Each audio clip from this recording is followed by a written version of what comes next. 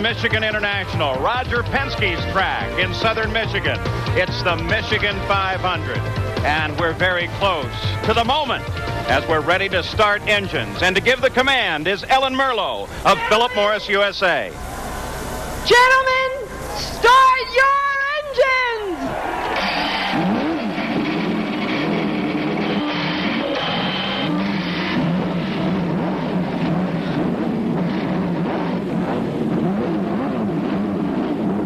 Up and down the pit area, engines roar into life. We're ready to go racing in the Michigan 500, the second and final 500-mile race for the Indy cars this season.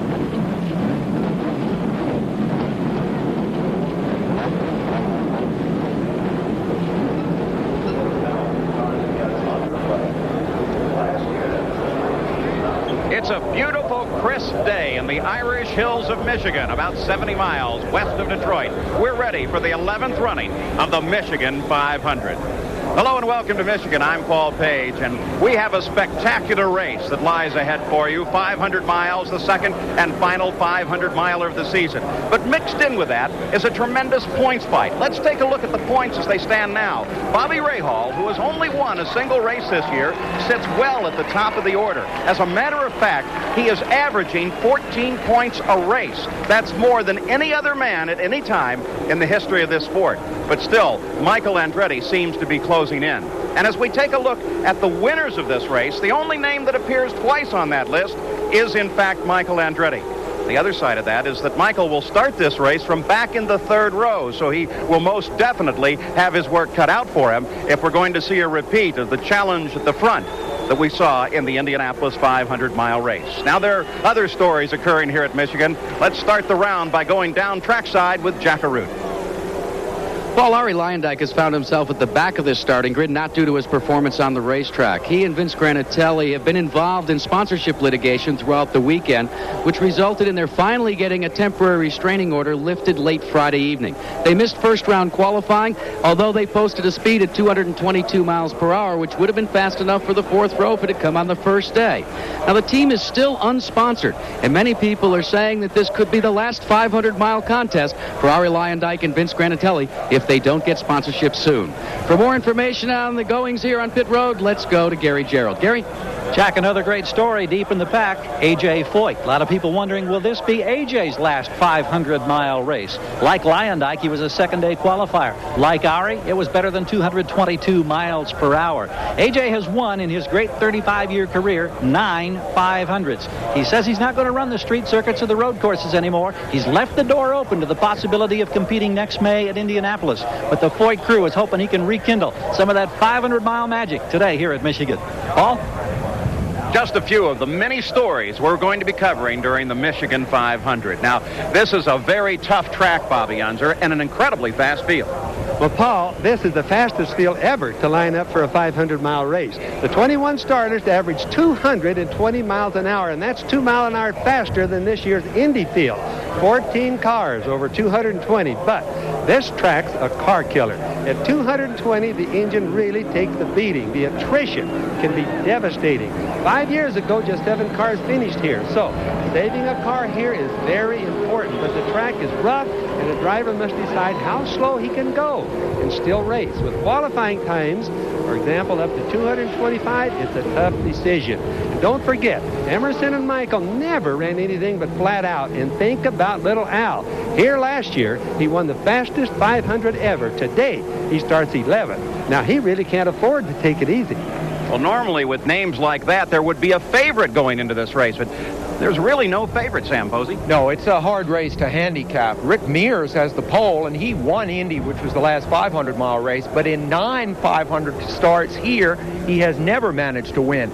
Emerson Fittipaldi is second fastest, but he is a hard charger on a track that is notoriously hard on cars. He may not even finish. Michael Andretti is the year's hottest driver, but he qualified only 5th. And for once, he may not have the speed. Bobby Rahal has a comfortable lead in the championship. He may play it too safe to win today. It's a tough one to call, maybe a dark horse. Well, during the qualifying for this race, the track record originally held by Rick Mears was broken 6 different times, finally recovered by Rick Mears. Let's take a look at the starting grid for the Michigan 500. On the pole is Rick Mears, the new record holder here in Michigan, his 16th pole for a 500-mile race. Alongside his teammate Emerson Fittipaldi. His first career IndyCar win came in this event in 1985. The second row, Mario Andretti, the 1984 Michigan 500 champion. And Bobby Rahal, the current PPG points leader, is looking for his first Michigan 500 win. The third row, Michael Andretti, the only man to win this race twice. And John Andretti, his cousin, the winner of the very first race of the season in Australia. The fourth row, Tony Bettenhausen, in his best start ever in a 500-mile race. And Paul Tracy, a 22-year-old rookie and the latest addition to the Roger Penske team. The fifth row, Hiro Matsushita, his first career top 10 start for this Japanese sophomore. And Scott Brayton, who has qualified for all 11 Michigan 500s. The sixth row is Al Unser Jr., the winner here last year at a record pace. And Scott Pruitt, coming off a strong fourth-place run 2 weeks ago in Toronto. The seventh row, Eddie Cheever, who ran fourth here last year in his rookie season. And Pancho Carter, the winner of the inaugural Michigan 500 in 1981. The eighth row is Scott Goodyear, who has 6 top 10 finishes in 10 races thus far this year. And Jeff Andretti, the leading candidate for Rookie of the Year honors. The ninth row is Danny Sullivan, the winner of the 88 Michigan 500. And Randy Lewis making his 5th start here. The 10th row, John Jones, a young Canadian who came home 8th here 3 years ago. And Arie Luyendyk, starting back in 20th place despite having the 7th fastest qualifying time. The last row, A.J. Foyt, in what some say will be his last 500-mile race appearance. I'm not so sure. I think there's very definitely a possibility that A.J. will be in next year's Indianapolis 500. We take a look at the race analysis as the cars are in the third turn at the completion of the pace lap. They are lined up 2 abreast owing to the 21-car field here. And the Penske team, Mears, Fittipaldi on the front row. They make the final turn in toward the green flag. Nick Finoro has the flag, and the Michigan 500 is underway. The field strings through as Fittipaldi, taking a high groove, rolls out in front.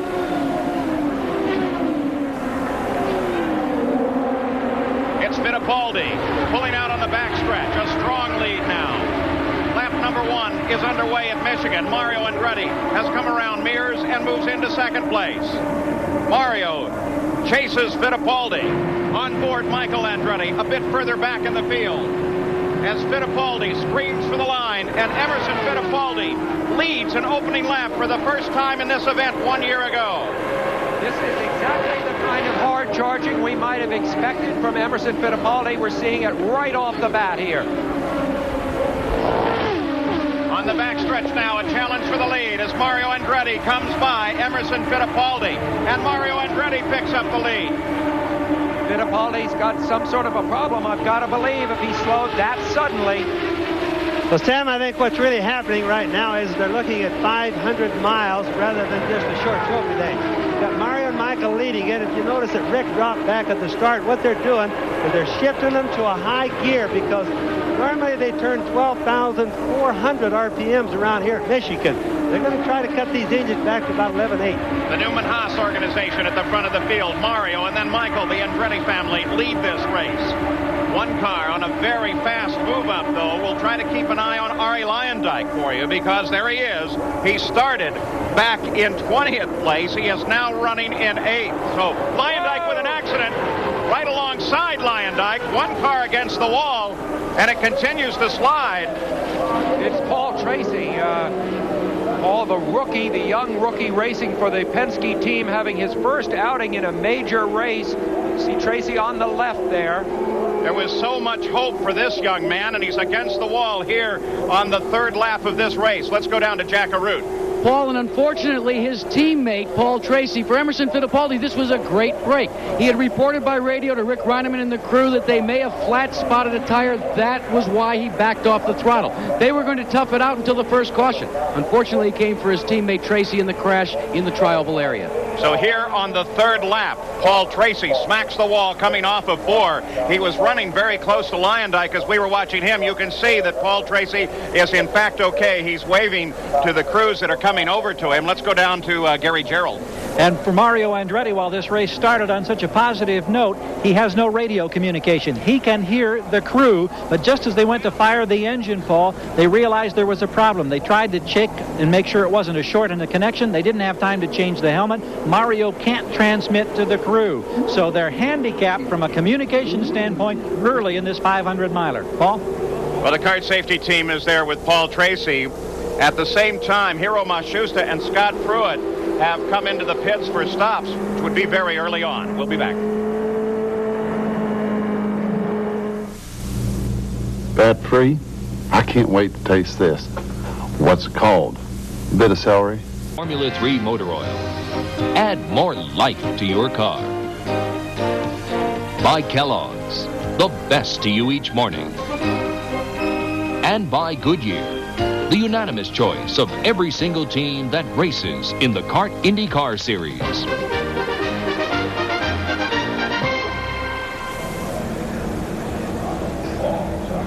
We're back at Michigan International Speedway, and the kart safety team continues to work at the car of Paul Tracy. Paul's car popped the wall, and look at that. Paul is climbing out of the car now. They've been very careful to cut away some things around his feet. Here's the situation. We were watching Ari Luyendyk, Bobby Unser, and let's just take a look at this. Luyendyk running along, and Tracy got up against the wall ahead of Luyendyk. Yes, he did. And of course, that part we couldn't see, but Luyendyk was really getting out of the way because you could see all the debris. When these cars hit the wall, they just explode to pieces, and that's what they're supposed to be. Now, there's Tracy going right down the wall. Obviously, he has no brakes because there's two wheels on the right side missing. And the tub, you can see the car still shucking pieces. That's one of the biggest things the drivers worried about, Paul, is running over those pieces that the cars get rid of. Especially in a race with attrition like this. Now, here's a different angle. That's Mario Andretti going through the frame there. And as we look back, Paul's already caught the wall. And look at the debris. That's exactly what you were talking about, Bobby. Yeah, there's the front and the rear tire. Now, the drivers have a hard time missing all this debris because they're sitting so low in the cars, they really can't see it that far ahead. But right there, they all missed it, and I think they did a super good job with it. All right, well, part of that may have actually created a series of pit stops, but there's one fellow, Scott Pruitt, who is now coming in for a second time. Let's go to Gary Gerald. And Paul, the reason he is coming in, they came in earlier. He now is in the pits. They changed the nose cone. You can see debris where the honeycomb and the carbon fiber on the front left wing caught some of the debris from the crash, damaged it. They changed the nose cone. Now they have in the pits, they're adjusting the wings under the luxury of the yellow. But the big concern is that a piece of the debris also took off his left side mirror. So he has no mirror on the left side of the car. A couple of problems for Pruitt and his crew to address now under the yellow flag. We mentioned that Hiro Mashusta was in as well, and that has turned into a rather lengthy pit stop. So they continue to work to clean up this track. Some of the crashes we see might make us shudder. The cars are actually protecting their passenger. Jack Arute takes a look at the safety of these high-tech machines. When Ray Haroon captured the first IndyCar race, the cars represented the automotive era at the time. The Marmon Wasp, like its contemporaries, was a relatively new invention. The concentration was upon ensuring that the car would stand the test of 500 miles. Safety was a low priority. They were primitive, and more times than not, they failed. As the sport evolved, so did the cars. By the early 1950s, the competitors were at the controls of an Indy Roadster, a vehicle built specifically for the rigors of Indianapolis car racing. Simply put, the Indy Roadsters were iron cars for iron men. They were bulky, built high off the ground. These monsters were welded together with enough steel to absorb the hardest of impacts. In a crash, the cars would spin, toss about, and tumble. In those days, the drivers were the softest thing in the car, and injuries were generally severe. By the mid-70s, engines had moved to the rear of the car, and they were built lower to the ground. Side pods and aerodynamic tunnels were added for stability, as well as the introduction of a wing. The key was to provide an envelope of survivability for the driver. Cars were designed specifically to disintegrate in a crash, taking with each detached part a portion of the crash's energy and keeping the driver intact. He became the strongest element. The concept, though, was still in its infant stages, and while drivers would often survive, their bodies would still take a beating. As we approach the 21st century, safety plays an equal role with speed. Modern engineers have incorporated space-age materials into their designs. Driver positioning has been refined, so they're now encapsulated in an area called the tub. A crash at 225 miles per hour may make one gasp, but thanks to high-tech computer design methods and space-age materials, crashes that in the past would severely injure a driver leave him protected and in most cases able to walk away. And while some of those crashes are incredible and do in fact make you shudder, that shows you just how safe these cars can be because of the design and the constant attention that the engineers pay. There's Paul Tracy. He's on the stretcher. There at his feet is world-renowned orthopedic surgeon Dr. Terry Trammell, who's helping with the extrication. 2 days ago, during the early practice sessions, Paul Tracy was for a while the fastest car on the track. Bear in mind, he's a 22-year-old rookie at this kind of thing, tapped by Roger Penske for stardom. This is Roger Penske's own racetrack. So in a very few hours, Paul Tracy has gone from the top of the world to this. Of course, Sam, we really don't know. We've got to tell everybody that it was Paul Tracy's fault. It could have been something in the car broken, or a tire could have been cut by debris or something like that. So we're all just hoping that Tracy gets along really good. Oh, I'm not implying that. I just think what a crushing disappointment for him in view of the potential of the day. I mentioned Hiro Matsushita's in the pits. He's still in. Let's go down to Gary Gerald. And Paul, here's part of the problem. You can see the nose damaged off of Hiro Matsushita's car. The debris then went back through the side pod. It got into the radiator. The crew is going to loosen the underbelly of the car, replacing pieces. They have full intentions of a major repair job trying to get Hiro back out so that he can compete and perhaps complete his first ever 500-mile race. The Simon crew is really hard at work here, Paul. Let's further up pit line. I think Jack Arute is standing by with an update. Yeah, Gary, let's update everybody on the Emerson Fittipaldi situation. Rick Reineman and the team have conversed with Fittipaldi, and Fittipaldi has made the call not to come in and change the potentially flat-spotted tire. Now, where did the flat spotting come from? Not during green flag activity. During the second of 3 pace laps, Fittipaldi was at the head of the grid, came near the start-finish line, and actually locked the brakes up. And they feel that he may have flat-spotted the right front tire. But he feels like rather than give up track position at this point, he can tough it out until their normally scheduled pit stop. Paul? Scott Pruitt is back in the pits. Scott Goodyear went in and out of the pits while we still run under yellow here. And the Al Unser Jr. crew has been out and in a profile ready to receive their car at just any time. There you see Scott Pruitt's car. That's the True Sports entry.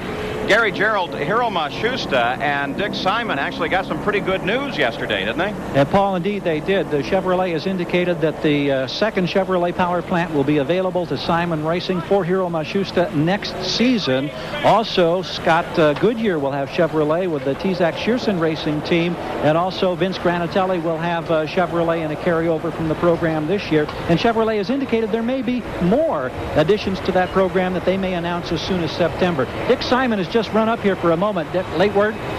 Hero's here if you'd like to talk to him. He's very disappointed because he said the car was handling absolutely perfect. Okay, thank you, Dick. We'll try. Maybe we can get a word later, but right now we need to get back up to Paul. All right, we continue to run under yellow. 8 laps of the race are complete. 5 of those, of course, under the yellow flag.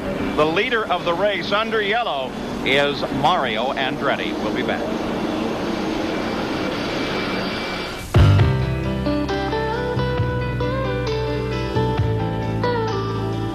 Unser Jr. comes into the pits. Here's Jack. And Paul, this is simply a precautionary pit stop for the Unser team. They were concerned that the possibility existed that some of the debris from Paul Tracy's car may have created a problem with the tires or possibly in the radiator area. They've changed all 4 tires and he's away. Let's check in with Gary Gerald. Gary? Hiro Matsushita sits on the pit wall, Jack. He wants to stay focused on what the crew is doing. He's declined an opportunity to talk at all about what may have happened. Certainly, we'll respect that. He watches forlornly here, but he hopes to get back in the competition. I'll tell you what, if this crew gets him back out there, a yeoman's job. Paul? Well, I think, Gary, we may have some hint of what happened as we go back. There's the car being worked on. Boy, they are doing a lot of work on that machine. Now, in the lower right-hand corner of the screen, that dark spot, keep your eye on that. As we watch, there is Hiro. Boy, he just takes it head on. Remember A.J. Foyt at the Indianapolis 500, depending on what it is, that can totally destroy a race car. Oh, you know, one time, Paul, I hit a dove, a bird, of which certainly you wouldn't want to do, but it took an entire steel brake line off the race car. So something that big and that heavy could just totally demolish a race car, and it looks like it didn't help Heroes very much there. For those of you who have followed the Michigan 500 through the years, if an early lap crash seems sort of like deja vu, remember back in 1981 there was a crash, another one in 82, one in 85, in 86, and 89, all in the first 4 or 5 laps. So this track has a history of producing this kind of action early in the race, and this year was no different. All right, still at the front of the order, under yellow, is Mario Andretti, then Michael, then Emerson Fittipaldi, Rick Mears, Bobby Rahal, Scott Brayton is 6th, Arie Luyendyk 7th, John Andretti is 8th, 9th is Tony Bettenhausen, and A.J. Foyt from all the way in the back is up into 10th place. There's little Al back in the pits again, Paul. Looks like they're going to change front tires on it here. All right, so as Al Unser Jr., there's his onboard camera. They've found a puncture on that car, apparently. Let's go down to the pits. Paul, there's also the possibility of a puncture for Michael Andretti, we are told, and that's one of those subtle results of a crash like this. You get by and you don't think you have body damage, but you may have picked up a small piece of debris in a tire, and the only way you're going to truly know if you have the puncture is when you get back up to full speed. That's a concern. A team has to gamble. Do they come in and change tires? Do they stay on track? At the moment, Michael Andretti's still on track. They fear he may have a puncture. Let's go to Jack. Yeah. Gary, we're going to show you exactly what a small puncture, just a very tiny piece of debris, less than the size of a dime, can do to a Goodyear Eagle tire. Now here it just chips away at it right down to the cord. Now this tire has lost almost all of its air pressure. This came off of Al Unser Jr.'s car. Just small pieces of debris, fiberglass, carbon fiber, just the teeniest piece can create this problem at over 200 miles an hour. That's why they've got to come onto pit road and change them. And here's an interesting report that they are circulating up and down the pits as a result of this accident. The yellow caution light in turn 4 has been struck and is not working. So the drivers will have to rely upon the yellow light in turn 3. So they have to be extra careful. That's rough too, Paul, because they don't see anything from 3 to 4, and they're right in the middle of all the banking. So that's going to be a little bit hard. They have to go from turn 3 clear to the start and finish line. And on that punctures, you know, the carbon fiber, people have to realize carbon fiber is twice the strength of steel, half of the weight of aluminum. So a small piece of carbon fiber is like a knife. They work their way through turn 2 on what should be the final lap in coming back to the green flag after an accident involving Paul Tracy on lap number 3. During that very short time, though, Emerson Fittipaldi moved around his teammate Rick Mears and picked up the lead. And then Fittipaldi drifted backwards, and Mario Andretti got the lead. Michael came forward, picked up 2nd place. Now Fittipaldi rides 3rd, then Mears, then Rahal. That's the front of the order. You take a look out the back of Bobby Rahal's car, looking back at the Scott Brayton machine just behind him. Rahal has finished every race this year except the only other 500-mile race, Indianapolis. You hear the pace begin to pick up as Al Unser Jr. shifts gears. That's because the leader of the race, Mario Andretti, is already coming off of 4, taking a look at the green flag, and we're back racing at Michigan once again as Michael comes up to challenge his dad. So it's a family fight at the front of the field in the Michigan 500, and Mario seems to be fighting the car to keep it down low. In fact, it was a little too low. Michael takes over. Mario drops back to 2nd place, then Fittipaldi, then Rick. Now, Paul, it would be natural for the guys, all of them, after all these flat tires they've had or chipped tires, all of them to be a little bit cautious. Everybody except Michael on the start. Well, this directly refutes my thought at the top of the race that Michael might not have the speed. He's got the speed. Back yellow again. This time it is John Andretti. So barely a lap and a half. And we're back yellow. He slowed suddenly on the backstretch. And, of course, on this track, it's just not worth the risk when you got a slow-moving car. There's no sign of smoke, Paul, so it's hard to tell what's wrong with his car. We'll check it out a little bit more, but the yellow flag flies for the 2nd time in just 14 laps at the Michigan 500. As John Andretti is going to make it under power back to the pits, but now Michael Andretti has the lead. Pulling off the edge. That was Jeff Andretti. The 4 car is John Andretti. Apparently, while we have a family fight at the front between Michael and Mario, other members of the family have been involved, including Jeff Andretti and John. Apparently, according to the first reports, John suddenly slowed down, and Jeff Andretti tagged him. Now you can see the team is working furiously at the front of that car, and Jack Arute is right there. Well, Paul, this is a direct result once again from the Paul Tracy crash. It seems that cousin John Andretti had cut a right front tire, was unaware of the fact that it was going down. When they went back to green flag action, it came apart. He slowed down. Jeff Andretti then collided with him, and there is extensive front end damage. All right, so they work on that car, and now we can get an update on the situation with regard to Paul Tracy. Here's Gary Gerald. Dr. Terry Trammell has come out after examining and helped extricate Paul Tracy. What can you tell us? He broke his left leg about 6 inches above the ankle. The left brake pedal got him. That's his only injury. We're going to take him to foot, go over all of his systems, be sure he's okay for transport, and then air back him to Methodist in Indianapolis for surgery tonight. Thank you, Dr. Trammell. Paul? All right, Gary Gerald. And Foote, by the way, is Foote Hospital in Jackson, Michigan. Not far from here as the green flag comes out again, and Michael Andretti leads this field around, beginning lap number 18 in the Michigan 500. The Andretti's placed first and second in this race exactly 2 years ago, so we've seen this configuration before. Average speed of the race at this point, now we've had a lot of yellow, yes, 82.1 miles an hour, 107 miles an hour slower than at this point last year. And as Al Unser Jr. restarts this race, he's in 18th place. He'd come up to 11th in the first lap of running. Now, let's see what happens here. Here comes Mario, charging. Wow, both of them together. Great Penske race. and Mario and Michael and Emo all fighting together. Well, it's just early in the race, too. And the speeds aren't up what they will be. Right now, Paul and Sam, all of these guys are being a little bit careful. Even though they're running fast, they're not fighting as hard as they will a little bit later when they're sure that the track is okay and that their cars are all right.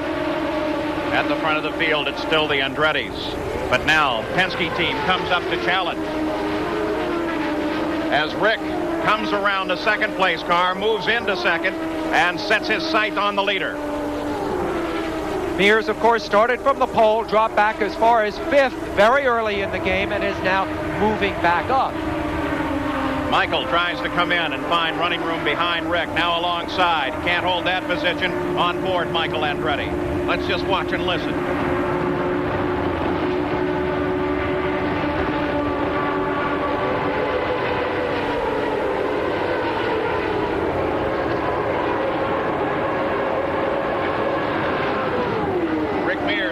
Darts down to the inside and finally up to the high side, and Rick Mears is back into the lead. Well, now remember, Paul, what they're doing is he can easily just shift the gear. He can pass. It makes passing right now look pretty easy because most likely Michael and Mario have already shifted to their high gear. We'll call that the cruising gear right now.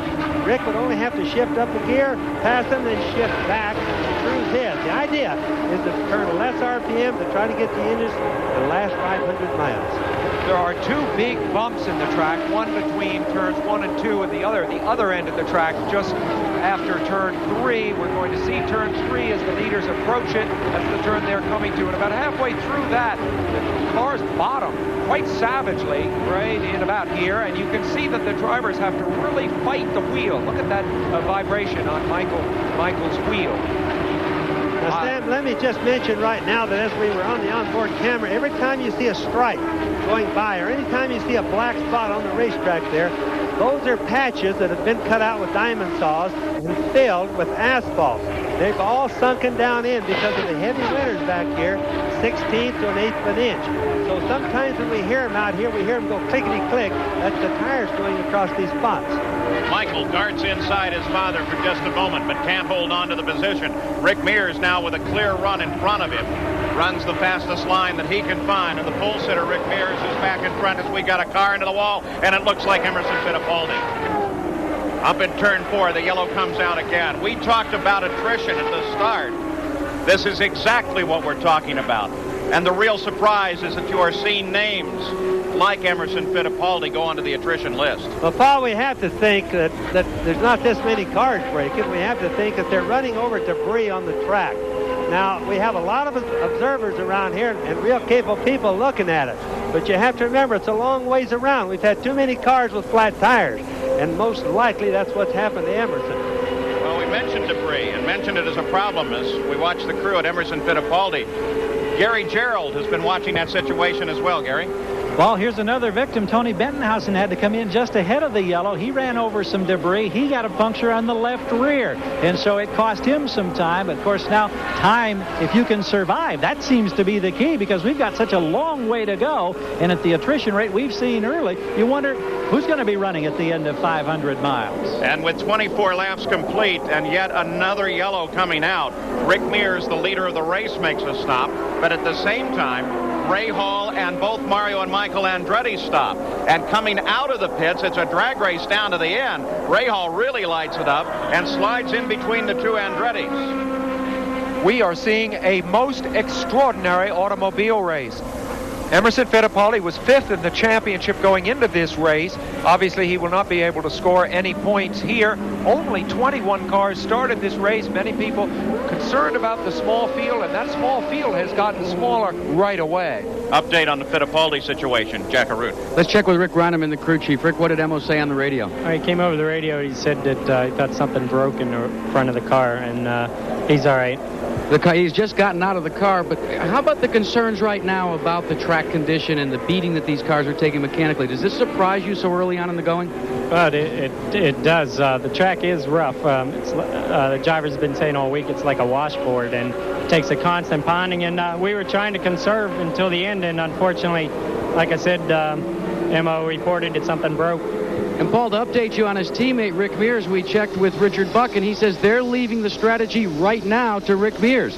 He is going to play it as conservatively as possible, at least through the first half of this race. Seems like a pretty good way to play it as Emerson Fittipaldi, under his own power, walks over to the safety truck. So the Michigan 500 under yellow once again. We'll be back with more after this message and a word from our ABC stations. The driver of this car adds something special to his... Nice breeze here at Michigan International and a gigantic crowd. These folks are all watching from the top of the corporate suites that are behind the pit area. And they're enjoying their day, though I think they'd all like to see a little bit more of speed out of this situation. We're at lap 30, and most of that time has been spent under the yellow flag. You can see Scott Brayton, who for the first time has led an IndyCar race since 1988 at the Phoenix 200 when he led for 11 laps. Now he's taking a look at the back end of the pace car as the leader of this race. Let's go down to the garage area, Gary Gerald. Well, we're trying to follow up on one of the early incidents involving Paul Tracy as to what may have happened. We've heard that he has a broken lower left leg, that he'll be taken to Indianapolis for surgery later tonight. We've talked with Tim Bumps, his chief mechanic. They're trying to assemble information. There was no word on the radio of any problem from Paul Tracy, and there was no opportunity for Bumps to talk to Tracy before he left the grounds here for further medical treatment. So they're still in a quandary, and until they can assemble information, they don't know any more about what may have caused that initial incident. Paul? All right, so we'll continue researching. Thank you very much, Gary Gerald, as we try to find out exactly what the cause of Paul Tracy's situation was. And, you know, that's too bad. There's Emerson Fittipaldi as they try to get him back. You know, it's too bad. Here's Paul Tracy with a marvelous chance in a Penske car and a super speedway, the bright up-and-coming kid. And he's not injured, Sam Posey, at least not seriously. He's going to be back in a race car fairly soon. But the problem is that if a couple of those Penske cars are gone, then any other chances he may have had for the rest of the year might be gone. Well, Mears is driving a brand new Penske chassis number 006 today, and apparently the 004 car, which is the one he crashed during practice at Indianapolis, went back to England. That has been repaired and is standing by in Reading, ready to go now. But your point is a good one, and you know, there are so many leg injuries in the last 10 years. I mean, obviously, most recently, Mark Dismore at Indianapolis, but in this race alone, Scott Pruitt, of course, Ari Luyendyk, Al Unser Jr., Rick Mears himself. So many of the top drivers today suffer from handicaps brought on by leg injuries of one kind or another. Remember that one Penske car, too, Sam, was a 90 Penske car. And Paul and Sam both, there was A.J. Foyt going back out. He'd been in and back out, probably some flat tires again. But Tracy was in a year-old car. Now, aerodynamically, that was a better car than these cars right now. But mechanically wise, with suspension, they say it's not quite as good, Paul. We watch the field continue to circulate under yellow, but the indication from the starter stand is we're just one lap away from green. You know, normally on these races, our technical director is Gary Rothman. He's not here with us today, but we know he's watching at home. And Gary, everybody here certainly wishes you well. 9 laps of racing, 23 laps of yellow flag thus far in the Michigan 500, and that's not dissimilar from some of the early history of the Michigan 500. The complexion of the race changes now because some teams have opted to stop for fuel on different laps than others. Normally that would cycle just exactly the same for everybody, but Scott Brayton, the Dick Simon team, are playing a careful game here, seeing what's happened, and they have their car in the lead as a result of some very good thinking. Al Unser Jr. has moved up from 11th place and is in 2nd place. Scott Goodyear runs in 3rd place as we come back to green. Then Eddie Cheever, then Mario Andretti in 5th, Bobby Rahal 6th, Michael Andretti is 7th, Rick Mears is 8th, Ari Luyendyk is 9th, and Canadian John Jones is 10th. A few more of them for you. Pancho Carter, 11th. Randy Lewis, 12th. Then John Andretti, 13th. Danny Sullivan, 14th. A.J. Foyt, 15th. Scott Pruitt, noted in 16th place. Tony Bentonhausen, 17th. Jeff Andretti is 18th. As the green flag comes out, boy, look how wide they go. Look at that. Look at that. Now the only question is, can we make it all the way around? 2, 3 abreast. Now they're starting to race, Paul. They're starting to think that the track is a little bit cleaner. They had the sweeper out there. The guys are going for it now. Scott Brayton and Rick Mears are the only drivers to have competed in all 11 Michigan 500s.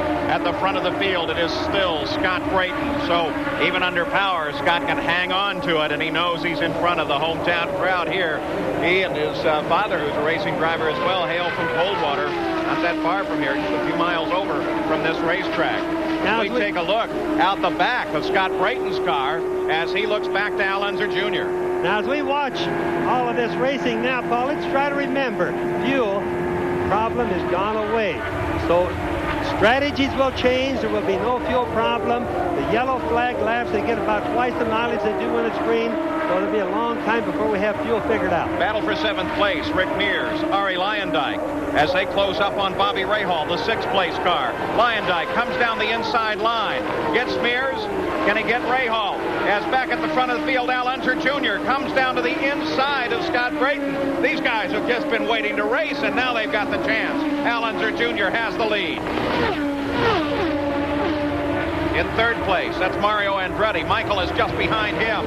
And now Mario is getting ready to overhaul Scott Brayton. Well, they better to run out in front. Little Al just probably shifted the gear like we talked about earlier. I'll keep telling people about that as we go along. But bust out of the lead. It's better to run the clean air. They definitely don't want any traffic right now if they can help it. There is Mears and Rahal as they fight. Down the line, a battle for 7th place, and they run it side by side. Look at Rahal as he takes her way up high and comes around Mears. Now Mears coming back, a little boost of power off the corner, but not quite enough. Luyendyk still threading his way through traffic as well. Mears set up just behind the Crico car of Bobby Rahal. And Mears is going to try the lower approach, but finally has to move a little bit up on the high bank. If Rahal would like to take it easy because of his commanding lead in the championship situation, he's not being given much choice. And just in front of that is a challenge as Eddie Cheever is trying to hold off a charging Ari Luyendyk in an ongoing battle for 5th place. And there it is. That's the battle for 5th. Luyendyk tries it. Cheever says no. By the way, Cheever yesterday, Sam Posey, loaned his car out. It was a most interesting situation. Yes, he did. In fact, Paul, I got to tell you, Bill Elliott drove it, and he went 210 miles an hour the first time he ever drove an Indy car before, and that was only about 6 or 7 laps total. Bill Elliott down here for the International Race of Champions. I think that's probably the only car he could fit in. Ari Luyendyk around Cheever, and does so decidedly as Luyendyk now moves in to 5th place. Scott Brayton is back and forth. The front of the field is Unser Jr., Mario, then Michael Andretti. Rick Mears on the charge now as he continues to work on Bobby Rahal in a fight for 7th place. Now remember, they don't have a fuel problem, Paul, so they can run a little bit harder right now than normal. In other words, they could be running lower gear. Whenever they want to pass somebody, incidentally, they don't even have to use the clutch. They just pop that gear shift because the gears are relatively close. Probably no more than 400 RPM difference. A moment ago, you got sight of Ari Leyendyk as he cycled down. Now everybody coming past Frank Arziero's car. That's John Jones, the driver. Only Buick-powered car in this race. Interesting that they try to run a Buick here. It's really at a disadvantage. Well, it has to be that what they're trying to do is to satisfy the sponsors, because the Buick has to run the same inch of the manifold pressure as the Chevys do, the Cosworths, or whatever else. They're down probably 100 to maybe 150 horsepower over the other cars here, Paul. Mario and Michael Andretti working on one another, so it's not the same situation as it was in the Indianapolis 500. They're clicking them off at 217 miles an hour. And the Newman-Haas team, they are side by side. Boy, look at Michael. Dad's saying, hey, kid, wait a minute. They're doing this at 217, probably 220 miles an hour right there, Paul. Now, the price of pulver's going up. And twice each lap, they are bottoming on the racetrack. I looked up underneath Mario's car this morning. It was up briefly on Jack's. The underside of the front of the car, there's sort of a steel skid plate there. I'm not sure if it's steel, and it's all scraped away. They hit that hard. This fight is for second place as they both come past the Alpha-powered machine of Danny Sullivan, still trying to find sufficient power. In fact, Pat Patrick, the owner of that team, is now faced with a lot of decision-making about what he will do to get Danny Sullivan truly competitive next season. Al Unser Jr., well, he's got the lead of the race.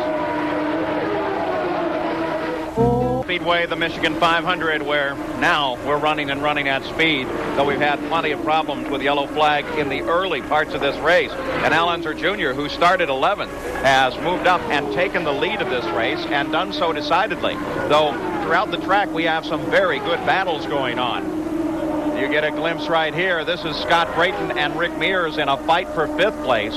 Brayton and Mears, and Brayton led just a few laps ago, so it gives you an idea of how rapidly the complexion of this race is changing once they're at speed. The average speed is only 112 miles an hour, but that's owing to extensive yellow in the first 30 laps. Well, Paul, just to give you an idea, they're up to 217, 218 miles an hour every lap now. Now, I would figure this early in the race, that's a little bit faster speed than I would have thought. They're capable with this setup in there of running 220 to 223. But this is pretty fast, 217 this early. All right, here is Eddie Cheever and Bobby Rahal. It is a fight for 7th place over on the backside. While we watch this, the leader is still Al Unser Jr. Let's get an update on his situation. There's Jack Cruz. Well, Paul, Al Jr. didn't qualify very well. In fact, he was back in the middle of the field. And during that first stop when they came to change the tire, remember, that was part of the debris. It cut the tire down. They made a front wing adjustment, but now it's pushing very badly. He says he can live with it, and he's going to stay out there till the next scheduled stop. If there's a caution, though, he'll come in immediately to adjust the push. Let's go to Gary Gerald. Scott Brayton has come in on green after leading the competition. Mark Bridges tells us they'll make a wing adjustment. They're fueling, of course. Expect 6 or 7 stops today, getting everything in. They did not change tires. He's away. A good quick stop in about 13 seconds, Paul. So there's some of the strategy, Bobby Unser. As Scott Brayton, they held off the stop. It forced him to make it under green. It could be costly. That was a bad strategy. I just can't believe that Dick Simon would do that. They take gambles. They're long-range gambles like that. There was no reason for him to have stayed out before, Paul, at least in our opinion. He came in now. He's going to lose a lot. Don't you think that's one of those instances where they just wanted to lead this race in front of a hometown crowd? Well, Sam, I think that you're right. I just don't think they should have done it. Okay.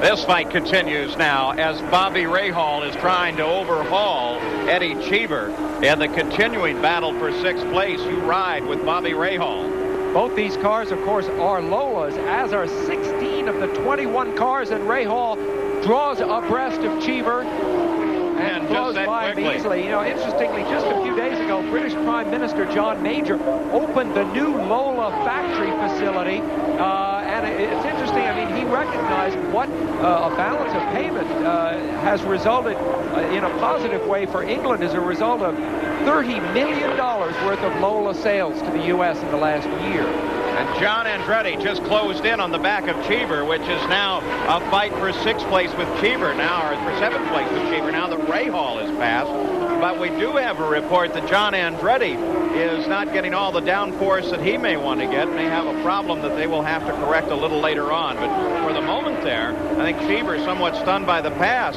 John Andretti was able to close right up back at the front of the field. Al Unser Jr. now with Michael Andretti very much in the hunt as Michael closing in on the inside. On the backstretch, Michael looking for racing room. There's plenty of it at Michigan International. And here comes Michael. And Michael Andretti takes the lead in turn 3. They race for 4. 250 laps of scheduled distance, 52 complete. Paul, as small as the Indy cars are, when they get that close, they get a draft that's really something. It's like getting about another 20 or 30 horsepower. And you can see Michael just went right on by quite easily right there. Michael Andretti, he's twice won here in the Michigan 500.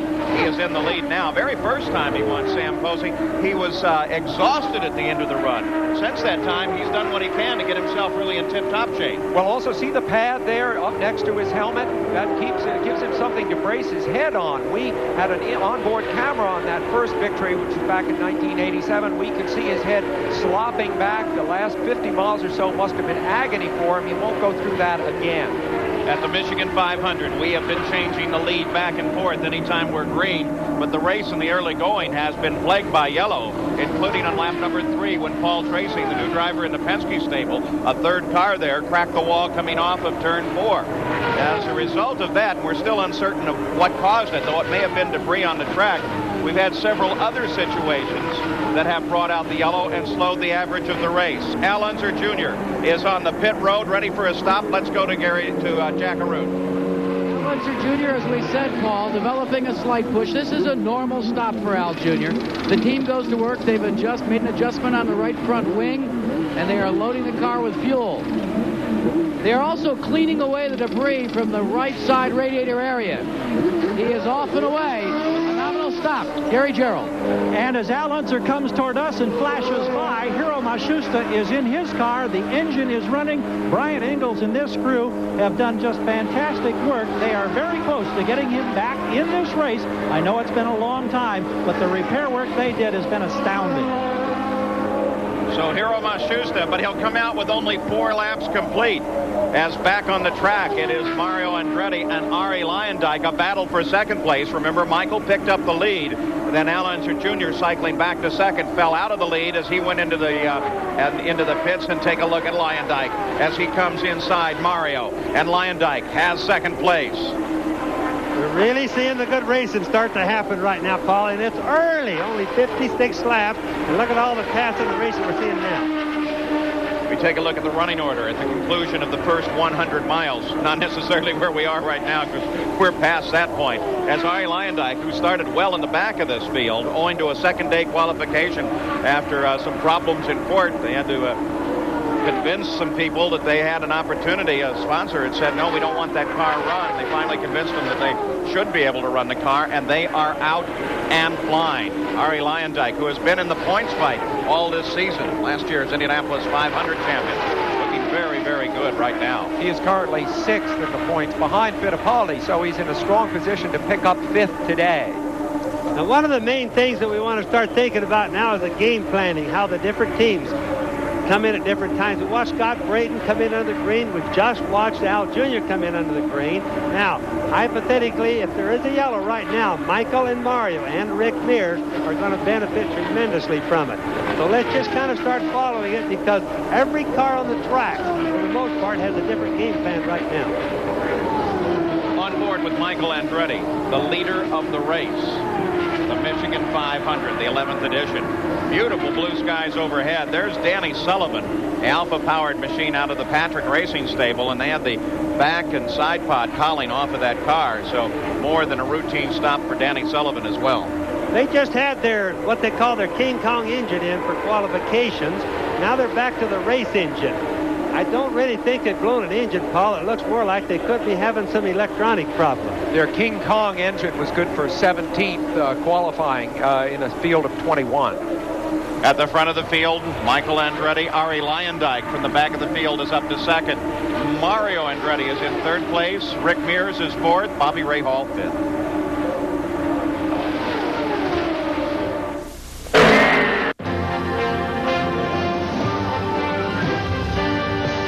the Michigan 500. Brought to you by Mobil. Mobil One Synthetic Motor Oil. Isn't your car worth the extra protection? By Toyota Motorsports, where technology on a fast track is built into every Toyota.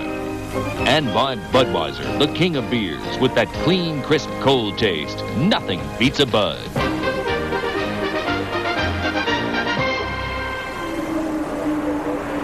Back at the Michigan 500, Rick Mears is in as most of the leaders. Jack Arute. Well, it was a normal stop for Rick Mears. Made a minor chassis adjustment in the front wing area. No wicker bill changes. And they are sitting where they want to be right now, according to their crew chief. Let's check in with Gary Gerald.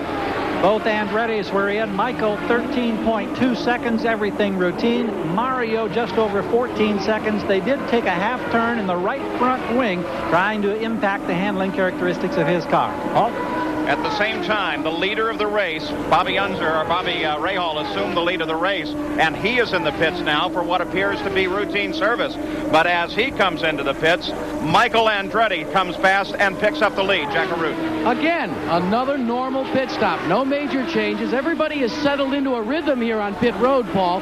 They know this is a long afternoon, and they were somewhat unsettled in the early going, but things are now back to what you call a 500-mile momentum, and they're all just waiting and clocking the laps down. Nobody really wants to make a move quite yet. Well, when you have a lot of yellows in the early going like that, it definitely upsets a lot of strategy, and it throws some confusion up and down pit road. Michael Andretti now has the lead.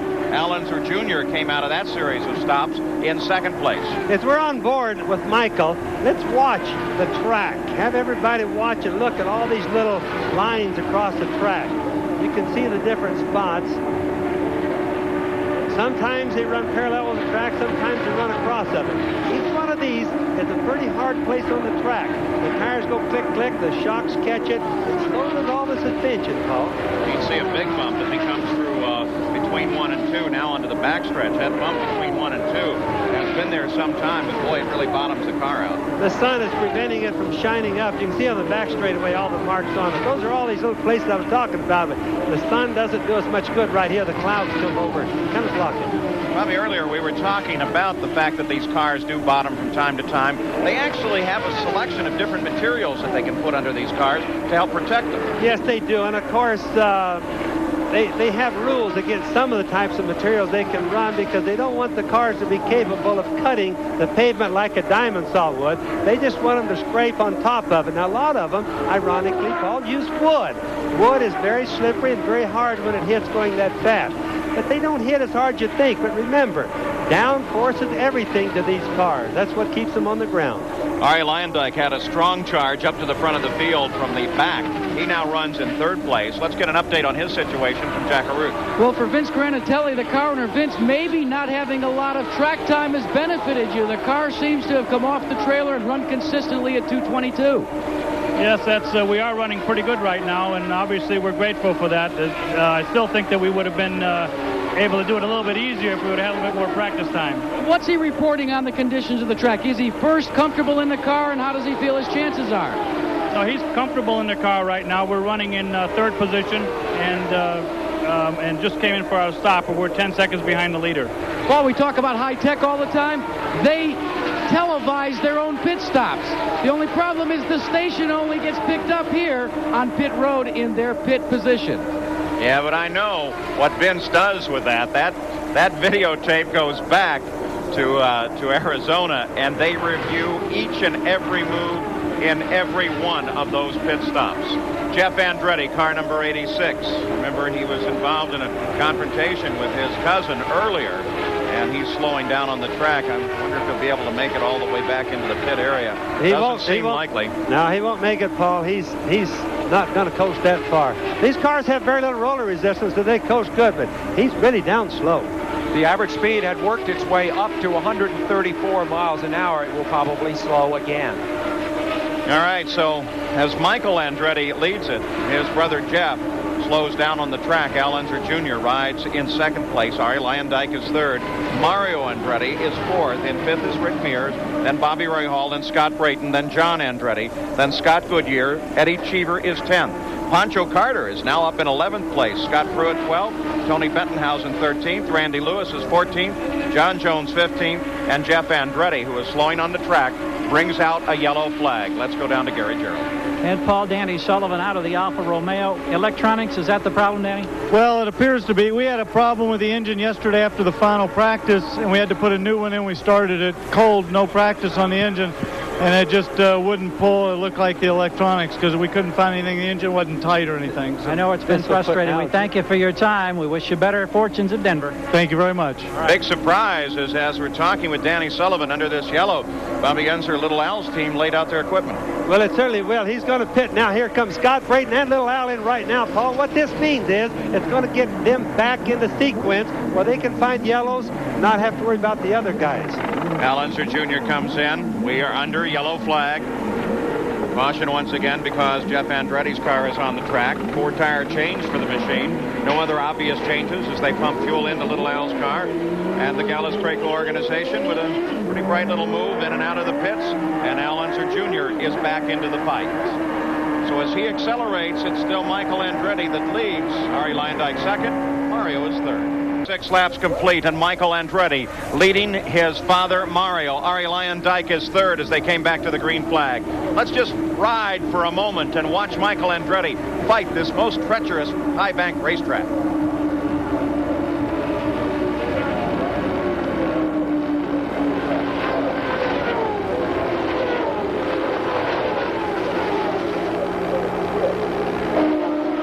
And the fight for second place. Mario Andretti, Rick Mears, Ari Leyendyke as they battle. Coming off of turn 2, heading for the backstretch. Boy, Ari Leyendyke has been all over the place, but look at Rick Mears as he comes inside Mario Andretti. Wow! Rick Mears taking advantage of the slower car just ahead. Yes, it's not like Rick's... And there comes Leyendyke as he comes inside Mario. Yes, and I was starting to say, it's not like Rick to really worry about running exceptionally fast at this particular point in the race, Paul, but it is his job not to ever let it get back too far. So if necessary, he'll pop another gear. We know he's capable of speed, and he just goes for it. Mario Andretti comes back and takes it away from Leyendyke as the fight continues. This is a battle for third place. Over on the backside. Leyendyke tries to line Andretti up.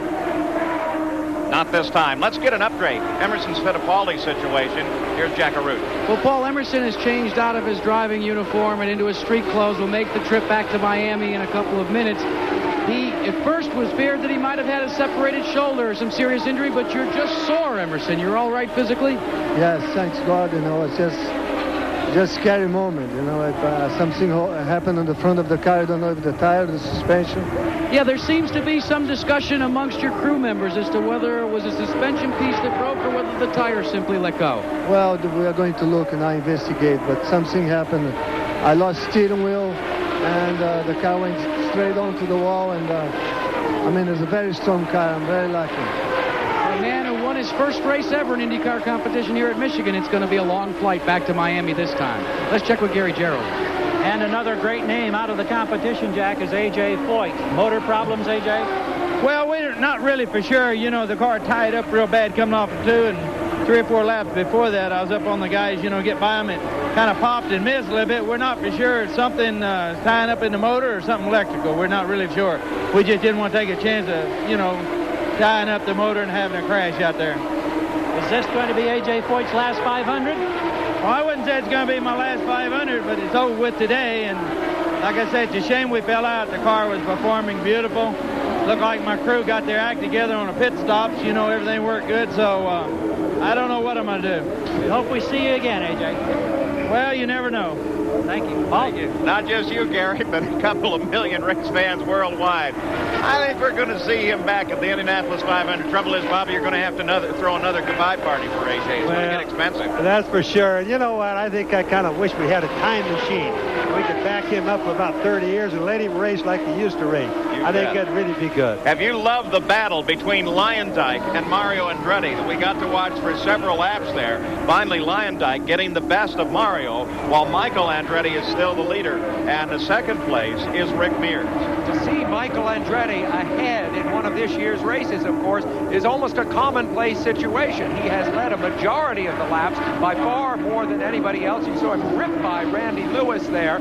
Michael may be second in the standings with 116 points compared to Bobby Rahall's 139. But in terms of leading races, the car you're looking at has been out front most of the time this year. It's not just the Michigan 500 this afternoon. Coming up next on ABC Sports, the excitement continues with the test of skill in the International Race of Champions.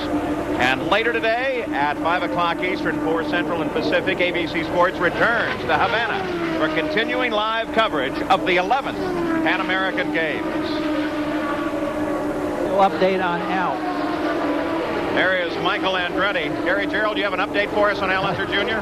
Yes, indeed, Paul. We checked with Rick Gallis. He said the reason that they made that stop, which surprised, I know, Bobby, at least in the booth, was because they want to get back on the same sequence with the others. They insist they've got no problem with the car. They just want to be on a similar pit sequence. Well, Paul, maybe he doesn't have a problem. Rick says no, but I don't believe that's true. Little Al's been running 208, 210. As opposed to Michael Andretti running 217 plus. So there's something wrong with the car. Little Al wouldn't be running that slow. Al Unser Jr. in 6th place. At the same time, just ahead of him on the track is this fight. It is a fight for 4th place between Mario Andretti and Bobby Rahal, Little Al's teammate. Rahal's car running perfectly here. And Mario darts to the inside, moves around Randy Lewis. Rahal gets caught up and is forced down low alongside Lewis, and the battle breaks off for the moment. That's a tough place to pass going into the turns, especially when you're lapping a car and somebody that there's as big a gap as there is with Randy Lewis. So Rahal had to be a little bit extra careful right there, because otherwise he could be on the apron, and if you do, that's almost a sure wreck. Folks. That last yellow flag was a big break for Bobby Rahal. He was only 3.5 seconds from being lapped by Michael Andretti when it came out, so it put him back into the action. Get a shot there of Hiro Matsushita, who now that he's running is doing rather well. So he's only completing his 30th lap, while Michael Andretti flashed across the line, completing 87. So there's Michael Andretti. We take a look at the race summary at the conclusion of 150 miles. Average speed, nothing to brag about, but the reason for it is down there that 4 caution flags for 27 different laps. 4 cars are out of the race. Paul Tracy with the accident, Emerson Fittipaldi with his accident, Danny Sullivan, and A.J. Foyt. You just saw A.J. You talked with Emerson and Danny. Paul Tracy would still like to get some more details. He's been taken over to Foote Hospital in Jackson, Michigan, not that far from here. Apparently, broken leg. They'll evaluate him for other injuries, and the exact cause of the accident is still under consideration, and when we get an update on that, we'll let you know. You know, Paul, I think it's kind of reasonable to assume that Paul Tracy really had a flat tire, because that kid is too good just to crash that early on. He's been awfully careful this trip. Good enough to draw the attention of Emerson Fittipaldi, or of Emerson Fittipaldi's owner, Roger Penske. His track, his race. Michael Andretti leads it.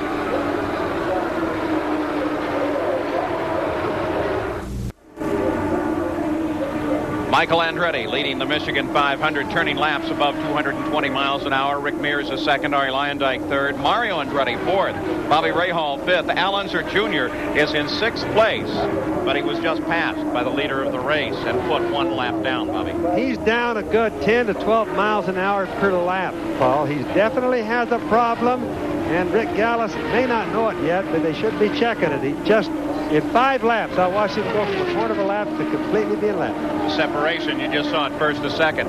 This fight continues. It is between Mario Andretti and Bobby Rahal, and it's a battle for 4th place. We'll keep an eye on it. It's a very important battle for Rahal to succeed in, because although he went into this race in the championship lead, 23 points ahead of Michael Andretti, were the race to end the way it is right now, Michael would close up and be only 12 points behind Bobby Rahal. So Rahal cannot afford too low a finish. Paul, you mentioned at the very beginning he's been averaging, Bobby Rahal, we see making a pass here, has been averaging, whoa, no. Oh, I thought, yes. That's not a pass. He's been averaging 14 points a race, which is the exact equivalent of 3rd place. He's now 5th, as you can see. He needs to do better. Excuse me, Mr. Andretti, do you find if I drive alongside you? Absolutely not. Apparently not. Here we are on 42nd Street. even know. Fight continues then for fourth place between Rahal and Mario Andretti, as Mario just told Rahal, nah, it's not going to be quite that easy. Rahal continues the pursuit. They now have traffic to deal with. Michael Andretti, who has twice won here at the Michigan 500, is the leader of the race. Rick Mears, who is a master at races that are attrition plagued. He knows how to save a race car. And let's just go back and remember the Indianapolis 500. Michael and Rick Mears battling in those final laps. And Mears had saved just enough of the race car to be able to make that splendid pass on Michael Andretti in the first turn to pick up the lead and the win as the yellow flag comes out. This time, it's not an accident. There's an indication there's some oil laid down on the course. Can't have that on the high banks. I talked to Roger Penske a couple of days ago, Paul, and he told me, hey, finishing this race is going to be hard. It's 500 miles. It's in Michigan. It's tough. He says the guys are going to have to turn less RPM, and the drivers and the crews are really going to have to work together on strategies for the whole race. He believed totally that that's the only way this race could be won today. Now, if we look at Michael, we wouldn't believe that because he's running 220-mile-an-hour laps. That's fast. Well, under the yellow, here comes Michael Andretti, roaring for the pits. We'll go down there now. Gary Gerald. Well, Paul, this turns out to be a break for Michael Andretti because they had just given him the lap board sign to pit in 2. He was going to pit on one more lap. He comes in now under the luxury of the yellow. They make the routine tire change. No wing adjustments thus far. There will be none for Michael. He likes the balance. He's on his way. Just under 14 seconds, we go to Jackaroo. And Gary, likewise, no wing adjustments on Rick Mears. Mears lights the tires up just a bit, but it was a normal stop, changing all 4 tires and no chassis adjustments from the exterior. Scary moment for Rick Mears as he came out of the pits. There's a great shot of a pit stop of Mario Andretti. Here's Gary. Boy, we're watching a fascinating sight. Mario Andretti, remember, can't talk to his crew with his radio. It malfunctioned at the start of the race. He's been furiously gesturing as he completed his stop. He wanted a wing adjustment. They made one on the front left side. When they key his radio, they can tell, and so they'll ask him a question. He hits it once if he understands, and the answer is yes. If he doesn't understand, the answer is no. He keys it twice. He can't talk to his crew. The reason for this yellow, of course, is that they noted some fluid coming off of the number 7 car, Hiro Mashusta's car, that one that they spent such a lengthy time working on in the pits, and I don't think that team's going to give it up just yet. Let's go down to Jackaroo. Well, Al Unser Jr.'s team has come into the pits, and obviously there is a mechanical problem, an engine problem, because as he revs the engine, it is continuing to show fire and a little bit of a slight backfire. But he is off and away, and they really haven't done much other than add the fuel and change tires. Bobby Unser, what do you think? He had a little wing adjustment, and that's about all. The engine sounds awfully good, so we'll just have to see if he's able to pick up a little speed now. He knows he's been lapped. It's going to wake him up, and if it's possible, he'll just go faster. If he were to break down in this race, it would have a dramatic effect on the top of the championship standings, though. He's running in 3rd place, just ahead of Rick Mears. So if Rick has a big day today, he's going to move up ahead of Little Al into 3rd. For a moment there, Harry Lyondike had a scary moment. The pace car picked up wrong, and it looked like Lyondike was going to get trapped. But then they signaled him to go on around and get back on the lap. We see the pace car, which, by the way, is a Cadillac Elante, which was just announced as the pace car for next year's Indianapolis 500-mile race. Those Elantes are nice cars, Paul. I don't know if you ever drove one, but they are really fast little cars. So the field now circles. Behind the pace car, we are under yellow once again at the Michigan 500. Michael Andretti is the leader. We'll be back after this message and a word from our...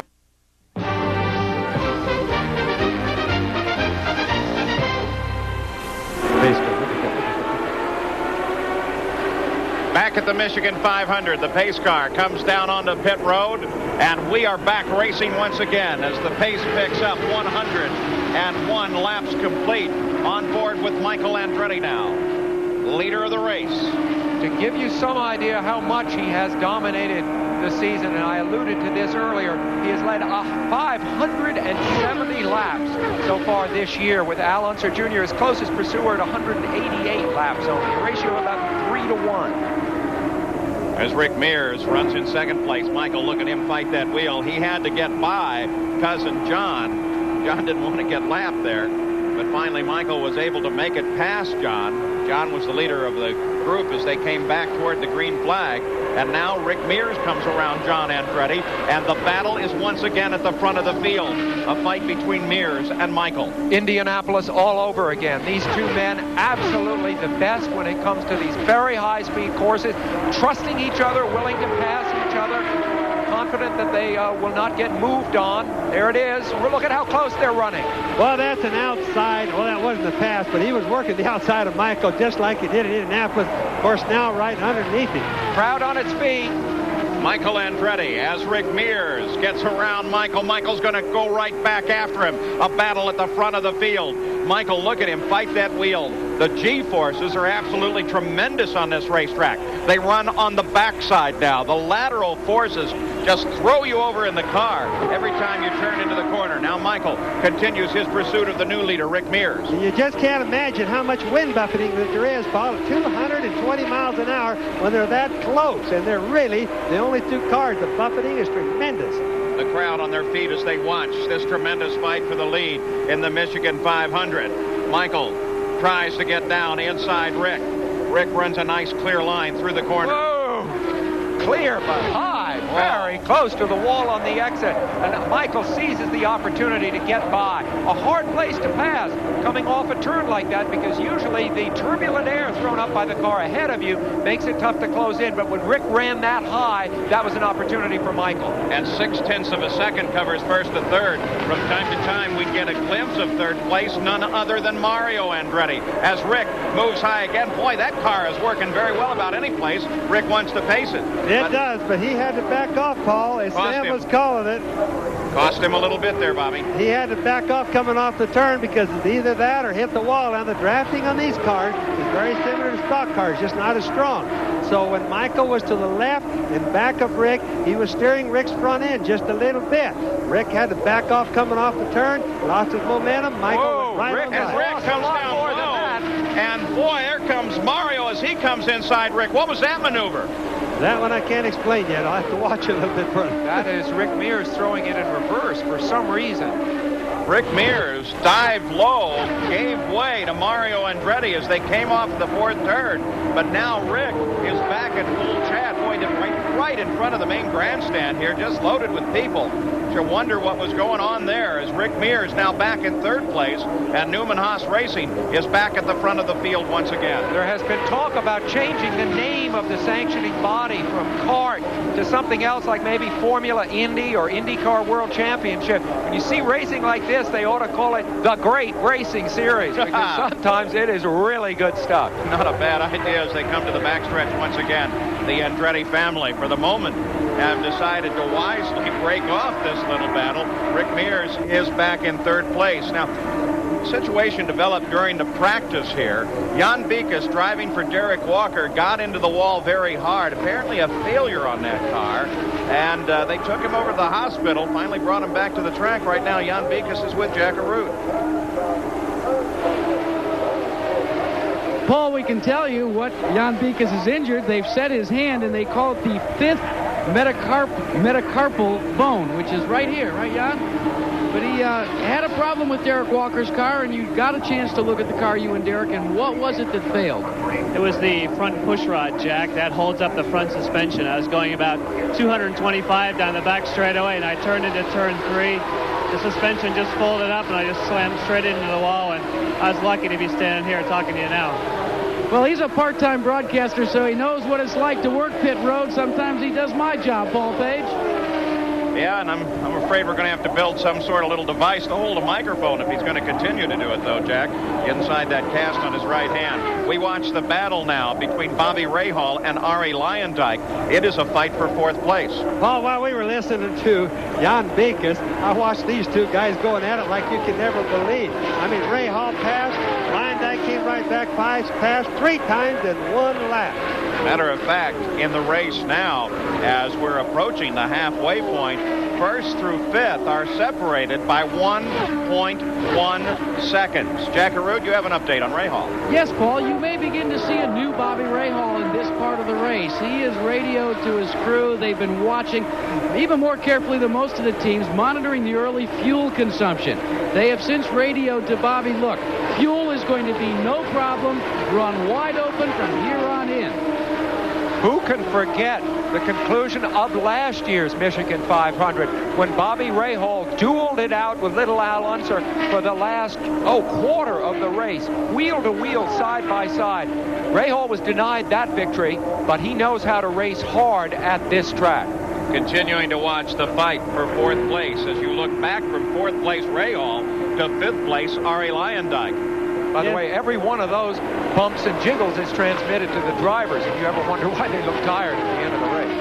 And two, I just want to mention, Sam and Paul, that wide open means, hey, they're going to be a little bit higher gear. Even though they have enough fuel, it's very questionable whether an engine will sit there and turn 12,400 RPM for a full 500 miles, and I don't think most of them will. Average speed of the race is just at 147.4 miles an hour. Not very fast considering last year's track record, but the fastest 500 in history was 189.7 miles an hour. Still, this may help. Michael Andretti, Mario Andretti, and Rick Mears, during that battle for the lead just a few laps ago, were circling this track at better than 218 miles an hour.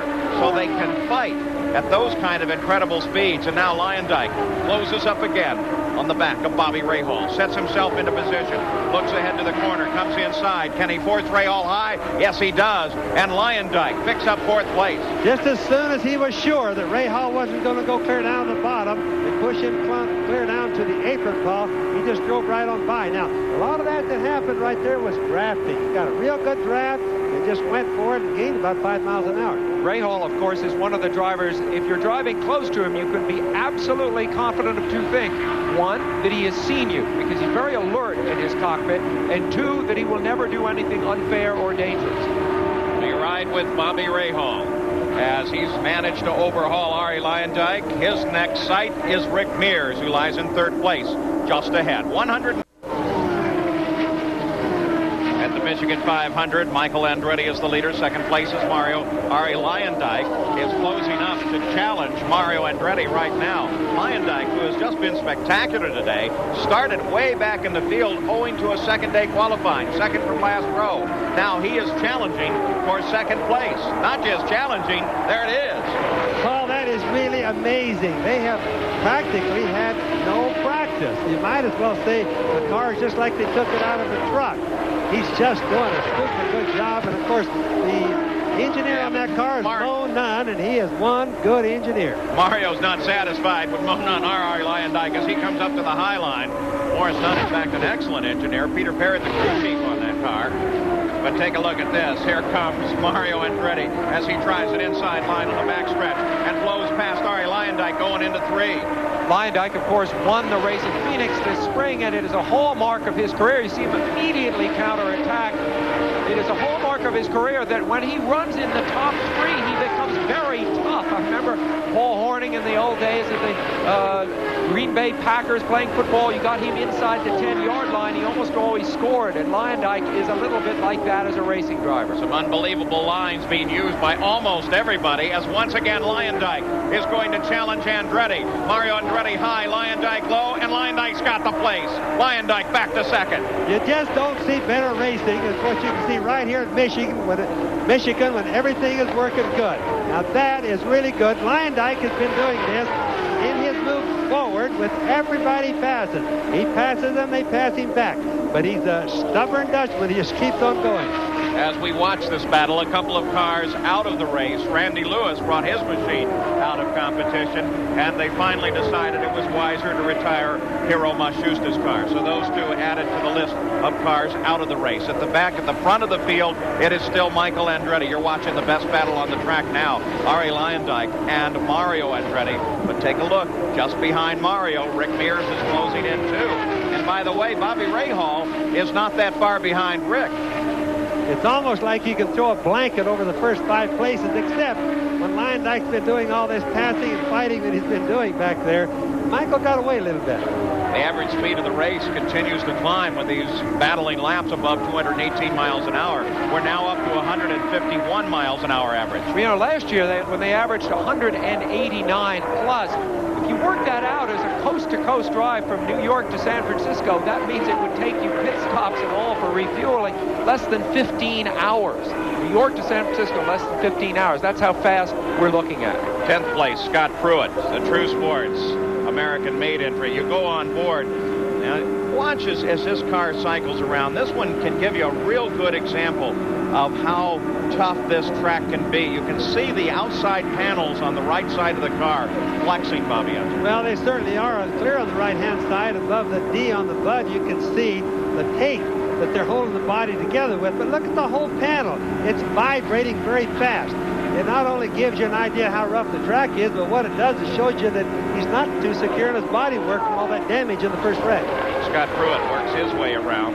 Got Goodyear just in front of him as Pruitt cycles around the Goodyear car. Let's get an update from Gary Gerald. Steve Horn is right here, Paul. He's just showing me his stopwatch. That lap for Scott Pruitt at nearly 218 miles per hour. After the early incident, Steve, this car's really been running well. Now, we're pretty happy with the handling. We had to make some stops to adjust it. It was a little loose to start with. We had to change the nose, but we're real happy with it. Scott seems pretty comfortable right now. Thank you very much. Paul? Gave you a glimpse there of a tremendous battle as Mario and Rick continued their fight. Michael back at the front of the field. Lyondike in second place. But boy, the top five are not giving up, and the only guy, here comes Mario and Rick once again on the backstretch. Unbelievable fight. Rahal closes in behind as all three of them right together there. The story about we didn't have a full 33-car field, but we had quality. Hey, I have to say right now, this is the quality racing that you usually see here at Michigan. Fight for the lead. Rick Mears, Mario Andretti down low as they work their way past. Boy, what a great fight. Mears and Michael continue to chase one another. Rahal now closes in. Rahal coming past. We're just past the halfway point in the race. You would think we had 10 laps to go. The fight continues as the average speed continues to climb. Tremendous battling back in the field as the yellow flag comes out. And the yellow flag comes out because Scott Goodyear, number 15, rolled to a stop on the edge of the race course. So Scott Goodyear comes to a stop. The yellow flag comes out once again. And that will set up a most interesting situation here at the Michigan 500. On ABC Sports coverage of the Pan Am Games from Cuba, Scott Brayton with a problem. They pulled the cowling off, a lot of smoke being displayed at the back of the engine. Something's definitely overheating, but it doesn't look like the team has given up on this yet. It may, in fact, just be a separation at one of the, it looks like a cooling hose separation, Bobby Unser. Well, it certainly does, Paul. In fact, that's, I'm sure, is what happened to it. All right, so they go to work on Scott Brayton's car, and I think they're very definitely under the idea they will get that car back into the fight if it hasn't dumped too much water. Despite all the room here in Michigan, traffic can still play a role. Danny Sullivan explains. Traffic isn't as big a problem at Michigan International Speedway as it is at other places like Indianapolis. This is a high-banked oval. I think it's 26 degrees. There's room for cars to go 2 and sometimes 3 abreast. So when you get a slower car, if he's got a problem, he's either running high on the track or low on the track. And if the guy's working real good, he can even pass him right in the middle of the corner on the opposite side, either high or low. The great part about Michigan is that if you anticipate it and see him and your car's working good, you just go a little bit low or a little bit high, and there's plenty of room to pass, and it's usually no major problem.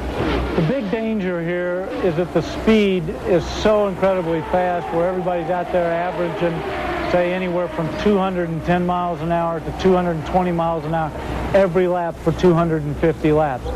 And if a guy's got a problem and he's running a little bit slower, and say he's running in the 190 range, the closing rate is so incredibly quick that that's what you really have to watch out for. And because the track is wide, a lot of times the slower car figures that the guy's got so much room to get by that there's no problem. But the closing rate is the big key. Ready to go green again, and as they do, just as they take the green flag, Arie Luyendyk forces his way past Mario and Michael and picks up the lead of the race, and already a fight's begun again under the green. look at the two Andrettis as they look for racing room, trying to get alongside each other. There is Michael to the inside, Mario with the red rollover bar on the top of his car to the outside. As they drag race down into turn 3, they are both chasing, as you can see, Ari Luyendyk just ahead. He got a jump at him. He laid back a little bit, got a jump at him, Paul, and it's totally legal when you're going back for the restart of a race. As long as they throw the green flag, he's okay. It was close, though. The pace car was right at the pit entrance as they came back to green. Now Mario picks up second place. Michael content to leave him there. And Michael Andretti and Mario Andretti both chasing Ari Luyendyk. Luyendyk is hot today. You know, occasionally we find Luyendyk, who is normally known to be a road course driver, not an oval track driver. But remember, he won Indianapolis, he won Phoenix earlier this year, and today here at Michigan, he is very fast. Ari Luyendyk from a team that had to get a court order simply to be able to race here this weekend, and he's back leading once again. And had no practice to any degree to speak of. Off of the truck, out of the truck, on the racetrack, a few minor adjustments, and he's leading the race and did it by outrunning everybody. Behind Luyendyk, a three-way battle, the two Andrettis and Rick Mears, as they all fight for second place. Michael tries to get down inside his dad again. The onboard camera view, he can't get it done. Rick Mears is closing in just behind Michael. And to anybody who's wondering about Michael and his dad Mario, Rick makes a move on Michael. Rick makes the move to the inside of Michael, but can he hold it down that low? It looks like he can. Rick Mears moves into third place. He dials it down even lower. No idea what that earlier problem with Rick was, but right now, Rick Mears moves past Michael. Often the tires that they change during the pit stops make the difference. Michael slowed down just a little bit as opposed to before. But what I started to say between Michael and Mario, don't ever think that the father-son deal has anything to do with how they race. They raced each other just as hard as they do somebody else, though. As the yellow came out to clear Scott Goodyear's car off of the track, as Rick Mears drives Mario now, almost all, in fact, all of the leading teams came in and made their pit stops, so they're on new tires once again. Now Michael comes up high over Mario Andretti as Rick Mears picks up second place. All of this working to the advantage of Ari Luyendyk, who is able to motor away and right now has a 1.8-second lead over this fight for second place. But the fight for second place continues, and there goes Michael back into second. Now Mario comes to challenge Rick Mears on the inside. Mario pulls right up behind Mears, comes down a little bit low. Can he hold on to it? Rick with a groove that he's been running most of the day. Still they're side by side. Nope, Mario can't hold it. Rick Mears drops into position. Let's get an update from Jack Arute. Jack? Well,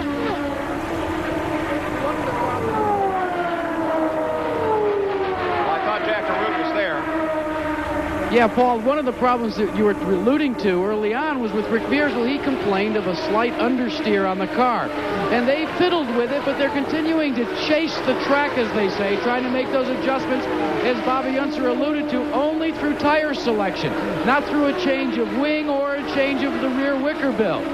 The other side of the coin, though, is Ari Luyendyk, your leader. He has a slight understeer, and they have elected to keep it in the car. They feel the car runs better that way. Well, it certainly runs a little bit safer. That's at push. The understeer is a little safer condition. Let's go back, if we can, and take a look as they came out of green at the spectacular move made by Ari Luyendyk. Now you can see him, the brightly colored car, pace car just barely off the track, and Luyendyk is already making a move to the inside and looking at Andretti. The car on the left there, though, the black car, was Jeff Andretti, and he actually came up and took the flag rather slowly and held up, his brother and his dad. That's often the case, Paul, because Jeff Andretti's driving a Cosworth doesn't have the power, especially down low, that the Chevrolets have. Yeah, if he'd stood on it back in 3, he might not have been up to speed. Seems like a pretty close call with the officials, and it also looks like there's going to be some serious conversations at the Andretti dinner table. I think the pace car has been coming off awfully slow. It should be accelerating over in turn 3 and getting out of the way. The Lord only knows that Alonte is more than fast enough to start this race, but whoever drives that pace car is really slow at getting the racing car. And Rick and Michael Andretti are back at it again. This time it's Michael. Whoa, what a wonderful fight this has been. You know, at this moment in a race, a driver must be both extremely aggressive, ready to counterattack if he's been passed, ready to do anything he has to do, but he has to be also very cool and analytical. He can't get carried away by the battle. Whoa, a puff of smoke at the back of Michael's car, and Michael slows. Now it really slows, and that may in fact bring out the yellow flag. So they'll get ready in Michael Andretti's pits. Boy, what a stress on the car. And Yellow flag is out. That's how championships are lost. Michael has been breaking down more certainly than his closest rival for the championship, Bobby Rahal, and it's been because of things like this that he slipped back in the standings. Once again in this race, we talked about attrition as a key factor. We see it once again. Well, we do, and I just was going to bring that up. They've been running awfully hard. 220-mile-an-hour laps. That's not even a pace. That's a flat-out, almost qualifying deal. And, you know, these engines just won't take it that long, and I'm sure that's what it is an engine that's blown in Michael's car. It's really sad because he's done a tremendous job. For Michael, he's won 4 of the last 6 races. And now, after this marvelous battle at the front of the field, suddenly something lets go, and his engine is silent. This could be the pivotal moment in the battle for the championship this year. Bobby Rahal, who had almost a full race lead, so to speak, on Michael in terms of the points, a 23-point lead, and the most you can get out of a race is 22 points. There's Sandy, Michael's wife. I'm sure she can interpret these facts as quickly as I can. But the point is that Bobby Rahal is out there and running well. There are only 7 races left, or 6 races after this one. This is a very big turning point. Remember that Michael did come into this race second in the points, but Michael has fallen out of 5 races this year. Rahal has only failed to finish in 1. We'll be back with more as the Michigan 500 is under yellow after this message and a word from our ABC stations. You each morning, and by First Brands Corporation, maker of STP oil treatment.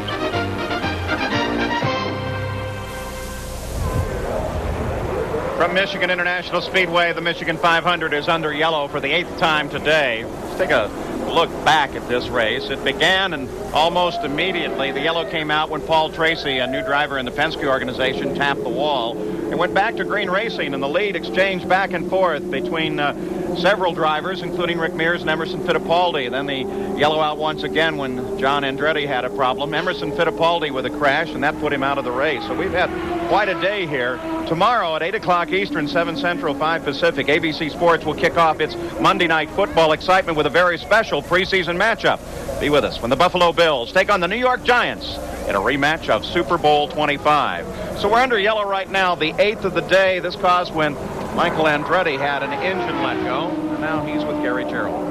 Michael, was it this tremendous race pace, laps of 220 miles per hour that cost the engine? Well, I don't know why ours and nobody else's. I mean, you know, we were really conserving on the res, so you know, I don't see why. You know, I thought we were doing everything right because we weren't twisting the engine, and the car was running beautiful, and we were just running a nice pace, but obviously not good. About ready to go green. Do you like anybody in particular that you've been racing with? Lyondike, your dad, Mears?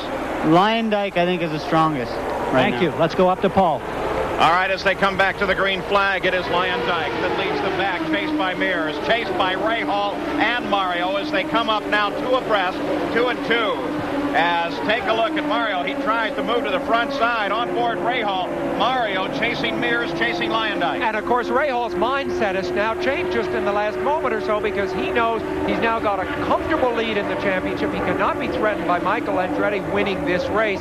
So it's now his race to dictate the pace how he wants to do it. Well, that's so true, Sam. I think that's one of the best points we've heard. Rahal shows that he's a thinking man. First through 4 stretch out. Ari Lyondike has the lead. Michael Andretti can leave this track with 1 consolation. He led 84 laps, so there is still a possibility he can pick up the single bonus point for leading the most laps of the race. Not determined yet, but it is very definitely a possibility. John Andretti has been issued a stop-and-go penalty. That's one consolation for Michael, and the other is that Al Unser Jr., his closest pursuer in the championship, is currently running well off the pace and not apparently destined to score a great many points. You see him here. Al Unser Jr., you're right on board. He's 7th place. Yes, he's certainly been off the pace. I noticed the last time he came in on pit stop, Paul, they made no chassis adjustments, put fuel in and sent him out. So that means he doesn't feel that his problem can be fixed, whatever it is. Al Unser Jr. trying to catch Eddie Cheever just ahead of him on the racetrack. There's the stop and go for John Andretti. Now, the crew very wisely, whenever you bring the car into the pits, it's going to be a long stop and go. They always refuel the car. Fight continues. There goes Al Unser Jr. past Eddie Cheever. Mentioned it just a moment ago. And boy, look at that. Whoa. One car moved down under the inside. I watched John Andretti a little while ago, and I think I know what his penalty was, Paul, when he was leaving the pit. Well, first of all, they changed the rear wing on the car. When he was leaving the pit, I think the pace car beat him to the cones, the place where they measure on who is first. The race car leaving the pit to the pace car. I believe the pace car won, and obviously the officials think so. They're penalizing. Eddie Cheever comes into the pits. Jack Arut's there. An unscheduled pit stop for Eddie Cheever. They make an exchange of all 4 tires, and as you say, as a precaution, loaded up with fuel, but now he will be out of sequence with the rest of the runners as they've changed all 4 tires. He reported a vibration. But in close sequence with John Andretti, who is now back into the fight. Let's go down to the pits of Gary Gerald. And Paul, it was a case of when he left the pits, it was 4 wheels over the yellow line before they hit the blend mark over in turn number 2. That's what we're told from the crew, the reason for the stop and wait penalty, not stop and go as it turned out for John Andretti. Now that's been an issue here in the past, and the chief steward, Wally Dallenbach, as we watch Arie Luyendyk, doesn't put up with any violation of the way he lays down the rules, and at the drivers' meeting they discuss all of this stuff. The rule here is because it's a tight turn coming out of the pits, you can get the 2 right side wheels above the line. You get all 4, you're going to come back in, and John Andretti got above that. Apparently Eddie Cheever was having a problem with a flattening tire, and so that's why he had the vibration, and certainly why he had to come in. Yes, and you know, Wally Dallenbach, talking about him, Paul, if he says that something's going to be a certain way, that's the way it is, and he doesn't care whether it's Vinsky's cars or Luyendyk or whose it is. That's the way it's going to be.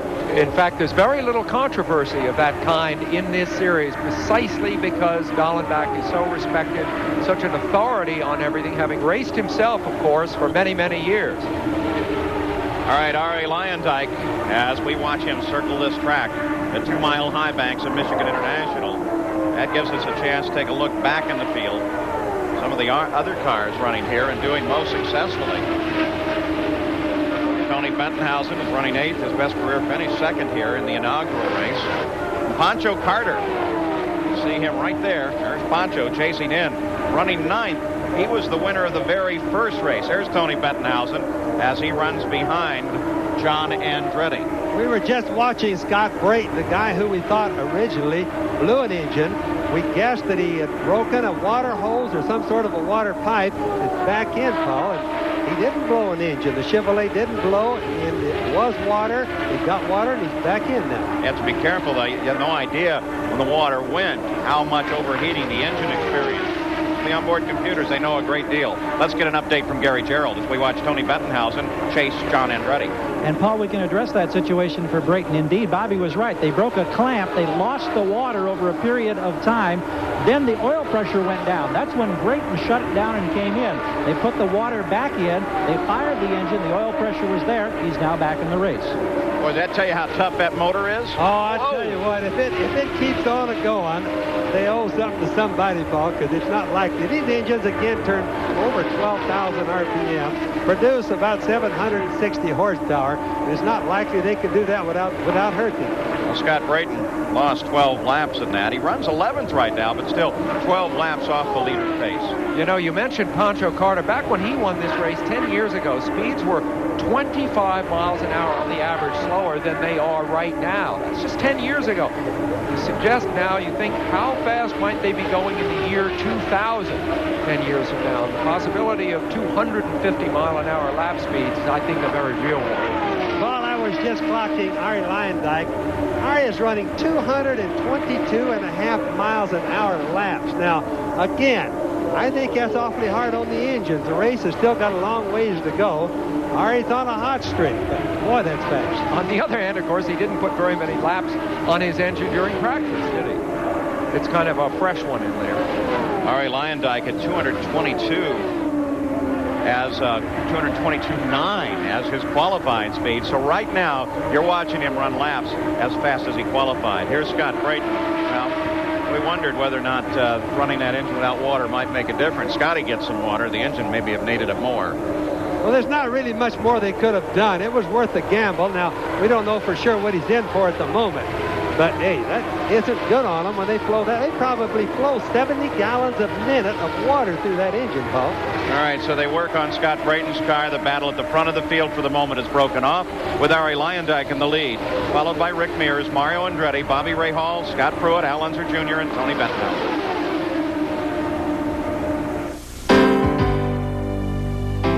It's more than 30 years old, but to you, it's... Back at the Michigan 500, Ari Luyendyk continues to lead and is running laps above 222 miles an hour. Pancho Carter in the leader card entry, one of the oldest, most venerable teams in the sport, the very first winner of this race. He works his way around this track, running in 9th place right now.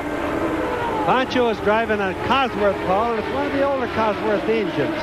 Lacking in a lot of horsepower, but without doubt, one of the best oval track drivers that we see. Good news from Cosworth is that they have an engine they've been testing for over a year now, and we really expect that engine to make an appearance just any time. Not sure which car might have it, but it should be a whale of an engine. Let's go down to Gary Gerald. Well, Paul, just an update on Pancho Carter. Of course, won the inaugural 500 here at 1981. John Barnes and A.J. Watson very concerned because they lost their primary motor just before qualifying, and Pancho had been over 220 miles per hour here in practice. The motor they put in, John Barnes told me last night, he said, I don't think we can run more than maybe 5, 10, a dozen laps. I'm surprised, and I'm sure they're surprised that Pancho's still out here going round and round. Done a pretty good job. The leader just came around Pancho, Ari Luyendyk. Pancho's really staying right there in the fight. Now the leader comes around John Jones as well, Buick powered. Those two cars. Here comes Pancho as he comes up to challenge John Jones. Pancho, of course, one of the many drivers I started into a list a little bit earlier who suffered bad leg and foot injuries. You see the leader now, Ari Luyendyk, peeling off and starting down the pit lane. Ari Luyendyk brings the car in. We watch carefully. Look at the uniforms there. Incidentally, 10 per crewman. For 30 guys, that's a budget of $30,000 just for the uniform. Let's go to Jack Arute. Well, interesting to note, gentlemen, is it's a normal pit stop for Ari Luyendyk. They've elected to retain the slight push. But more importantly, they've been logging each and every lap. Since lap 151, they have radioed Ari Luyendyk that he should run, again, wide open.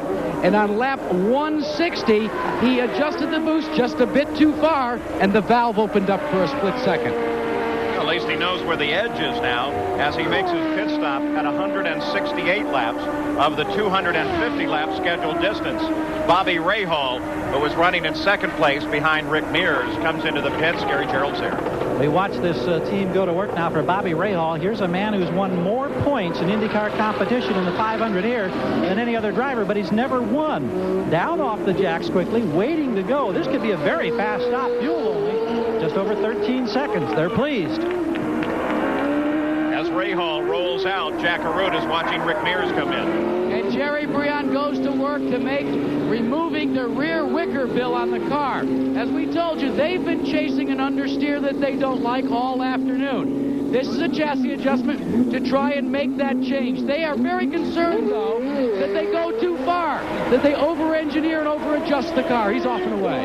Well, exactly, Jack, because, of course, when you fool around with that wicker bill at the back, you're talking about the stability, the inherent stability of the car. And if there isn't enough downforce at the back of the car, then you've got a car that wants to spin out, so to speak. And at 220 miles an hour, that isn't something you want.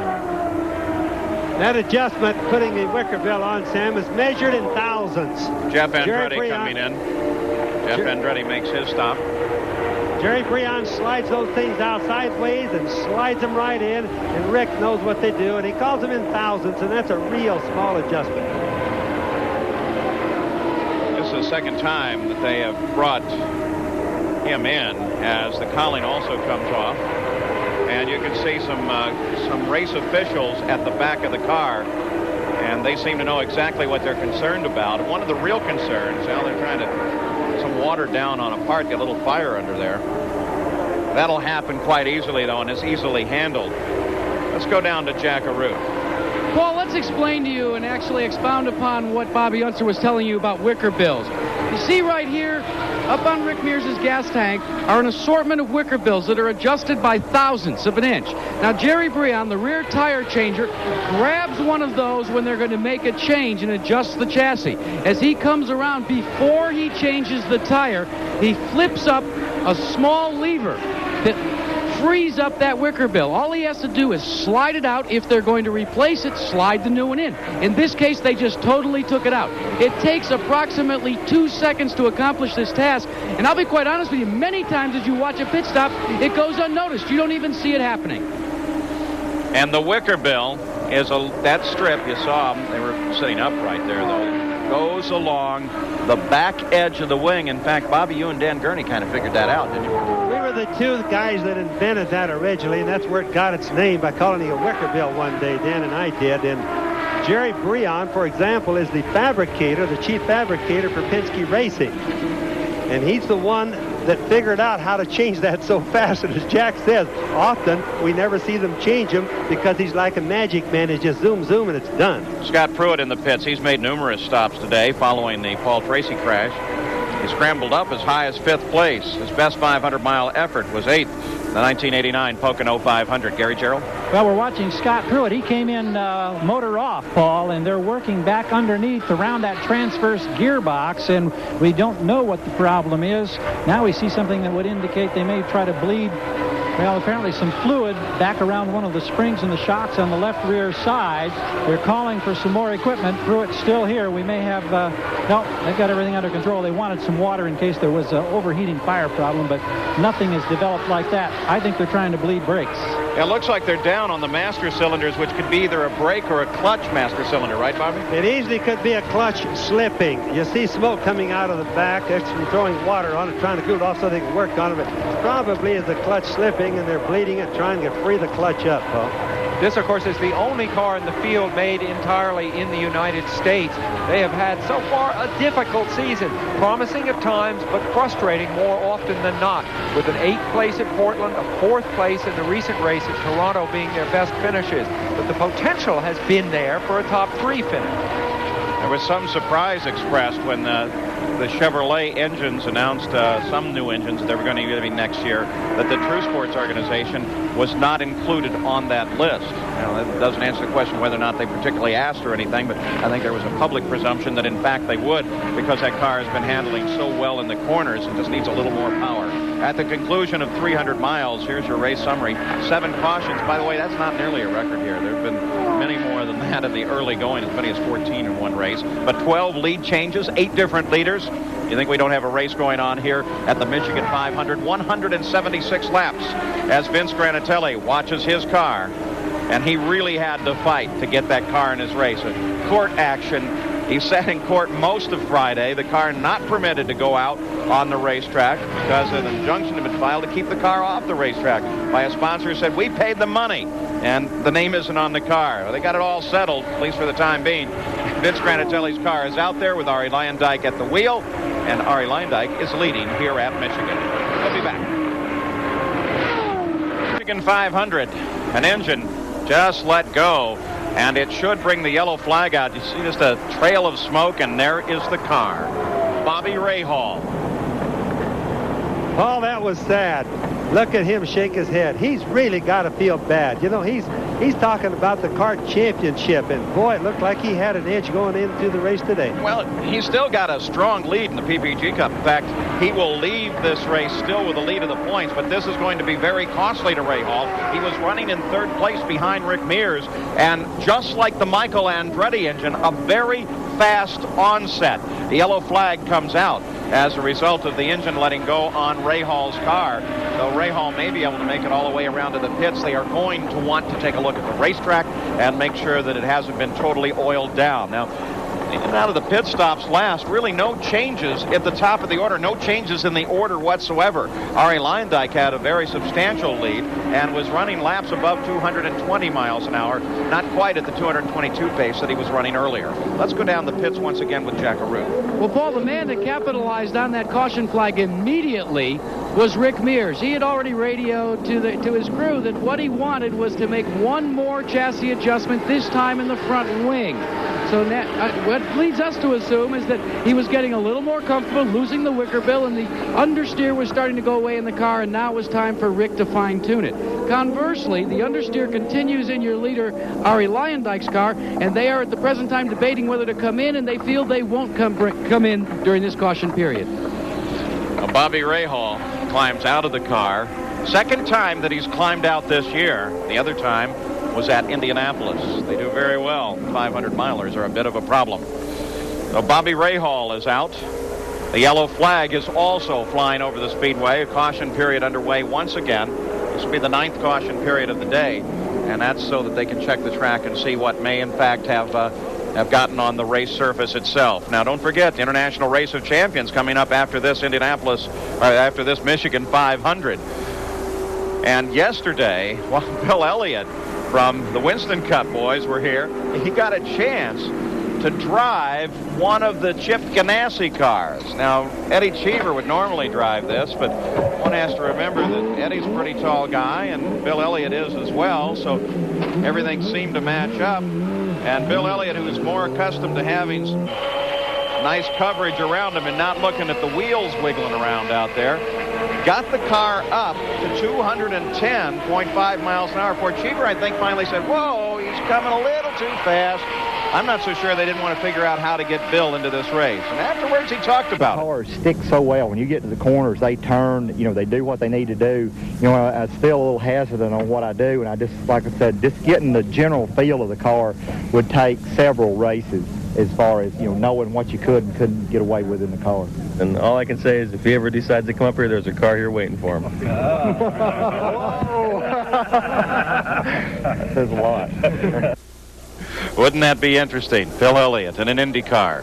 Now, of course, we'll have coverage of round number 3, the 3rd race in the 1991 International Race of Champions. And that'll be coming up right after the conclusion of the Michigan 500. We're under yellow once again. Let's go down pit road and Jackaroo. Well, Bobby Rahal is almost as quick as the good run was going. It ended just as quickly. What happened? Piston broke. That's the weak point on these motors, and we put an extra long top gear in it just to cruise. That's what we were doing out there, and that's, for the shorter gear for the end of the race, and everything was going according to plan, but unfortunately, even at the reduced RPMs, the piston still broke, so. Once Michael had dropped out of the race, it looked as if you were going to have at least your points lead safe and sound going into this race, and it looked like you picked up the pace just a bit. Well, I wanted to stay with Rick and Ari, and we had a real good pit stop and got ahead of Mario and pulled away from him. Cheever was hurting me a little bit. He wouldn't let me by, and the turbulence off his car was holding me back a little bit. But as I said, with that long gear in there, you're not as quick as ideal down the straightaway, so that probably hurt me a little. But we were going according to plan, and it's just with Michael falling out, I thought maybe that would work out for us. As it is, it really doesn't hurt us anyway. We could have made some hay, but we'll just have to get them next time. No 500-mile finishes for this team this year, but they're still atop the points, at least till the end of this race. Let's check with Gary Gerald. And 2 pits away from Bobby Rahal, a disappointed Steve Horn, who calls the shots for True Sports, and of course Scott Pruitt. You had a lot of pit stops today, and that ends up costing you. Well, we had to make a lot of pit stops early on to repair the damage that we incurred on Paul Tracy's accident. And I think in the end it was just too much for the clutch, and clutch gave out and we had no drive. This has been a race of attrition. We all knew that was going to be the primary concern. Did you think that it would become this acute? I think we knew it was going to be attrition. We hoped we weren't one of them, but we were being very, very conservative on the car and breathing at every lap and just hoping to get to the finish. But the early pit stops really hurt us. Steve, let's ask you about next year. Could there be a Chevrolet in your program? Do you want the Chevrolet power plant? We certainly want Chevrolet. I think you've got to ask them about that. There seems to be a bit of controversy about that right now. Just like to say one other thing. Hi to the guys back in Columbus. Real proud of this car. Thank you very much, Steve Horn. Paul? Well, we're ready to go back to green, but you saw Ari Leyendijk with a most interesting move. He ducked into the pits, picked up a load of fuel, and headed out to join the field. You can see him there at the back of the order. And so Ari Leyendijk, now as we come back to green flag with Rick Mears as the race leader, will have to carve his way up through traffic. He pulls up just behind Rick Mears and Mario Andretti. So first, second, and third are battling for the lead, and already they begin to pull away. So while there was confusion there for the moment, now it seems to have settled down with Rick Mears running to the lead, then Mario, then Ari Leyendijk. But the question will be, we're watching for a possible black flag to come out.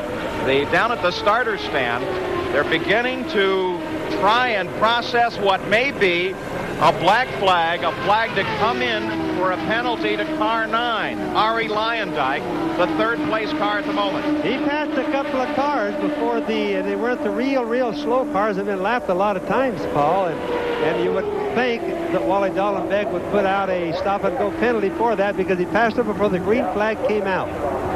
So Ari Leyendijk, we'll be watching him. We'll also be watching the starter stand. That information has not yet been communicated from the starter's position over the start-finish line. Of course, they can also do it via the pits by two-way radio directly to the cars. So we'll keep an eye on that situation. Yes, Nick Finoro just gave Ari Leyendijk a furled black flag. And we can go back and take a look at the restart, just a few laps ago. And watching for Ari Leyendijk, there's Mears as Mears maneuvers. Here's Ari Leyendijk. Well, the pass occurred. It certainly didn't occur there. It occurred really way back going into turn 3. I saw him come past one car, but I thought he was waved past there. He passed 2 cars right between 3 and 4 coming off of turn 4. Discussion going on in Leyendijk's pit with Billy Camphausen, one of the officials. Jackaroo. And it cannot be characterized as a heated discussion, but Vince Granatelli kept insisting, I don't want to bring my car onto pit road. There was no violation. Billy Camphausen has come over and conversed with Vince Granatelli, and now we're going to wait and see if Ari Leyendijk indeed will come in. He has not acknowledged the black flag. Now they are going to call him in, and what they're trying to do is clear the pit area in front of them. We have a car off to the side here that they're wiping up, and here comes Leyendijk down into pit road. Ari Leyendijk, who was battling with Michael Andretti, comes down. Jack is still there.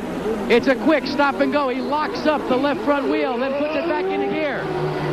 And I mean, gentlemen, he lights the tires up. Pancho Carter's car was just in front of him. That was certainly part of the Granatelli concern. Videotape didn't show it, but the videotape didn't go back quite as far as the violation may in fact have occurred. Let's go back down to Jack. Paul, we're here, and Vince Granatelli is talking to Mo Nunn. Let's see if we can get a word with him. Vince, after Billy Camphausen came to you, you elected to bring the car onto pit road. They asked us for a stop-and-go penalty. They said that we passed the pace car on the outside. But we're the leader when we came in. If you're the leader when you came in, how do you wind up passing anybody when you start? And on top of all that, it was just a precautionary pit stop for you. You only took on fuel because you were going to see what the window would be like to maybe go the distance with one final stop. Well, we came in because we feel that we have one more stop to make if we do it from this point. Now, the one advantage to all this, gentlemen, is it's a depleted field, so he can still get back up there and race for the front. Plus, there are 58 laps left to go in the race. Well, the official position of CART is that car 4, John Andretti, was passed by Ari Leyendijk during the restart. So that's the reason that they say they brought Leyendijk's car in. I suspect we're going to hear a little more about this. No, it did happen, Paul. I'm not trying to be the judge and jury, but it happened right up in the middle of turn 4, a little bit in between turn 3 and 4, and Ari actually passed 2 cars, but John Andretti was one of the faster cars, and that was blatant. Now, Ari just got a little bit too anxious right then. He could have easily slacked off a bit. Well, there's the word from our resident expert on passing while the yellow flag is still out, Bobby Jensen. I guess I've done it a few times myself. I know exactly how Ari feels. You actually admit to that? Well, we made some racing history here today. Mine was probably accidental. Let's go back to the front of the field. It is Rick Mears. We said at start that this is a race that is always considered a battle of attrition. One of those people that Sam Posey has talked about time and time again, who is so good at responding to that kind of a challenge, is this man. Rick Mears in his Penske car, because Rick is just absolutely excellent at saving a car. We saw it at the Indianapolis 500. We're seeing it again here today, especially considering that his teammate Emerson Fittipaldi with an encounter with the walls out very early on. In 10 years, this race has been won only twice from pole position, once by Mario Andretti, once by Michael Andretti. But now, of course, we're looking at the pole sitter, who has a pretty solid lead right now. And Rick Mears, of course, has got to have in the back of his mind what happened to Paul Tracy right at the beginning of the race, and what happened to Emerson Fittipaldi, his two teammates, both out very suddenly with things that may have been car problems. Do not yet know exactly the cause of their retirement. Things like that work on a driver's mind, but obviously Rick has plenty to keep him occupied right now. So Rick Mears leaves here in the Michigan 500 out in front with 197 laps of the 250 lap scheduled distance complete. Let's go back to Jack Arute. Sam, you were alluding to the fact that maybe Rick was wondering whether it was a mechanical problem or not. Well, throughout the course of the race, Roger Penske and the rest of the team have been conversing with Rick Reineman from the Fittipaldi team and Tim Bumps from the Paul Tracy team, and neither of them feel that it was a mechanical malfunction that caused either of the accidents. So that has set Rick's mind at ease, so to speak. They do feel that maybe there was a puncture on a tire for Emerson Fittipaldi, and they also feel that most likely Paul Tracy just found himself up in the wall after encountering some turbulence after passing Scott Brayton early on in the race. So in the mindset for Rick Mears, I think he's okay. Well, that turbulence can be interesting at the restart of any race. Rick Mears continues to run in front. One person keeping an eye on this is, of course, Tony Williams, who organizes some of the religious services here in the morning for the races. After being able to hurdle his car around a series of road courses, we asked Rick about how enjoyable running an oval is. No, you still hustle a car, you just hustle it differently. It's, if you're running on a limit, you're hustling. Whether it's a smooth limit, whether it's a stabbing limit, or whatever the case may be. To run hard around here, to run on a limit, with the G-force that you have, with side loading, it's that old rock on the end of the string waiting for it to break, so to speak. And so you're definitely having to hustle the car. And it's a different type of enjoyment. It's more of a fine line edge type sustain that you stay on for a long period of time because of a long corner, rather than just a run-in, break, hit the limit for a little bit through a corner and back out. Here you stay on that limit for a long period of time. And Rick Mears just clocked his lap at 221.2 miles an hour. So with 15 different lead changes among 8 different leaders, it sees the pole sitter, Rick Mears, at the back of the front. And whatever they did at Rick's car, the last changes that they made, front wing adjustment, to match up with the rear wicker belt they changed, has helped it. He's actually running faster than Ari Leyendijk right now. Ari is going to have a yellow in order to catch Rick, and then he's going to have to get up some more speed, Paul. So Rick Mears works the backstretch. Michigan 500. Always an interesting race. Attrition always a factor. One very tough racetrack. Right now, Roger Penske's car leads at Rogers Track. Live coverage here on ABC Sports in 3 weeks, 3 o'clock Eastern. The fight now picks up at 4th place. Eddie Cheever has Al Unser Jr. closing in. Little Al, of course, the only hope out of his team right now as we ride with Little Al. Very soon, this team, Bobby Unser, expects the arrival of their brand new team-designed race car that Alan Mertens has been working on over in England. Well, they certainly do. Rick Gallis has a shop in England, very much the same as Roger Penske. In fact, he patterned most of his racing concept after Roger Penske, and their first new car is due, and it's actually built right now. Testing should begin any day now. Car due just any time. It'll be called a Galmer, Gallis and Mertens. By the way, Sam Posey, it's often asked, as we take a look at the running order at the conclusion of 400 miles, it's often asked, why so many cars being built in England? It's really, though, a cottage industry over there, isn't it?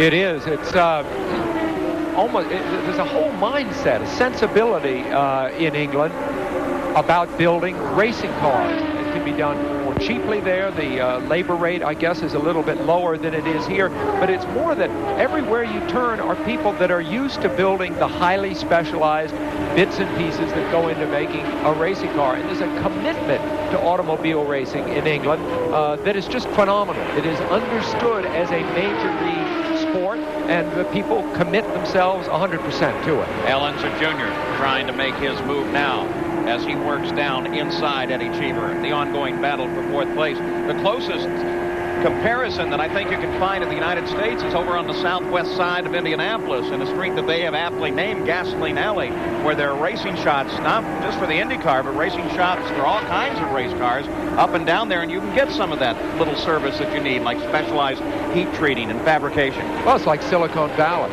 you know, out in south of San Francisco, where the computers are all built. They're all built in one place. Everybody works in that business in that small part of the world. Environmentalists have had an awful lot to do with it, too. I just got to throw this in, and I'm not knocking them at all, but what happens is, for example, to cast magnesium, like all of these wheels are made out of magnesium, is almost totally against the law in the United States anymore, whereas in England, they can do it in any town or any little town that they want to. So the wheels are all made there, and that's basically the reason for it. Jeff Andretti running 12th. Been displaying some smoke at the back of the car. He's in now, and Jack Aruta's there. Well, Paul, initially they thought probably the engine had blown up, but then they changed the plugs and they tried to refire it, and it did, and the smoke continued. So they're going to continue to do some diagnostic work down here, but for all intents and purposes, Jeff Andretti is out of the race unless they can make a miraculous recovery here. It's a turbo fitting that is broken off, and it is tout fini, as they say, for Jeff Andretti today. Jeff Andretti, they've been doing a good job. He's definitely in the Rookie of the Year fights, the ongoing points pickup. We take a look now back at the leader of the race. That's Rick Mears, and there comes Little Al as finally he makes the move on Cheever. Yes, he's going a lot faster than he was earlier. He's up to around 215 mile an hour laps now, Paul, which is a whole lot better. He's been running 208, 210, so he still has some sort of a problem. It could well be a problem like he had in Indianapolis, whereas the wastegate welding around it was broken. Boy, look at that. Look at Cheever come right back by. Whoa. This is the battle for fourth. They split Scott Brayton in this fight for fourth place, and now they go wheel to wheel, and Cheever takes the advantage. You've got to know, to a guy like Scott Brayton, he doesn't see the cars coming up on him that fast. You've got to really get your attention when those guys go by on both sides. Boy, and the sound effects, stereo Chevrolet is going fast. This is one of Eddie Cheever's best ever performances on an oval. He's basically a road racer with many, many years of Grand Prix experience. Still finding his way a little bit on the ovals, but right now he's battling with one of the best and holding his own. And Eddie seems to like the high speed as Al Unser Jr. moves to the high side. Oh, I don't think there's any question of ability. It's just a question of experience. He's been in this game a year and a half now, and he is getting the experience. Running an oval is something that very definitely has to be learned only by running races. Boy, it does. I was just watching right there. Little Al was working on the outside of Eddie Cheever, was going to try going on by. Eddie almost went up. They almost touched. Now, at 220 miles an hour, we know that would be a disastrous thing to happen. Average speed of the race, 163.5 miles an hour. As the battle continues, this is the only fight on the track for fourth place between Eddie Cheever and Al Unser Jr. It is Rick Mears that leads this race.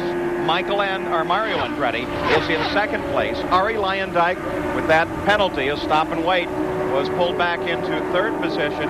And now this fight that we're watching between Eddie Cheever. Now we're back to the leader. We're watching Eddie Cheever and Al Unser Jr. I know, and as I watch Rick Mears, Paul, he's just about to put a lap on Ari Luyendyk. In fact, he's less than a half a second behind right now. That would really guarantee his position. Right there is Ari Luyendyk in the red car, Rick right behind. That is one lap right there if Rick goes on by. Now we just got to kind of watch it and see. Does Rick think that's important to have that much of a buffer in case of a yellow flag? Sam, what are we looking at in Ari Luyendyk? A driver that has now been psychologically beaten because of that stop, because he was actually capable of running Rick Mears' laps plus some earlier. Ari Luyendyk is an extremely level-headed man. Last year, he had a very strange season, kind of lame duck season, because he won the Indianapolis 500, but then his team was sold, his sponsor was dropping out of racing. There was no follow-up promotion, no success on the track either, and as a result, his Indy win began to take on the appearance of something of a fluke. And Ari is not outspoken, and he suffered in silence, and he had really a tough time through the second part of the year. This spring, his victory at Phoenix was like a rebirth for Ari. He has shown that he can be patient. When the opportunity presents itself, he's right back in the fray. Rick Mears peels off, heads for pit road as the Penske organization is ready to service the leader of the race. Mario Andretti will pick up the lead. Here's Jack Arute. He locks up the right front about 50 yards before his pit box, but he gets it back under control. Very methodical right now. They're exchanging all 4 tires. From our vantage point, we see no adjustments being made to the outside of the car. They check to see that there's no debris on the radiators. He's got it back in gear. In 15 seconds, he is away. Rick Mears rolls. Rick Mears is rolling, but Mario Andretti is charging down the main stretch. Can he beat him? Mario Andretti goes into the lead as Rick Mears comes off of pit road. And now Mears trying to come up to speed, but remember, Mario Andretti is scheduled for a stop anytime. Plus, Ari Luyendyk came back 5, but Paul, that really means nothing because they are going to have to stop for fuel. Rick has had his last stop, or at least that's the way Roger Penske is thinking.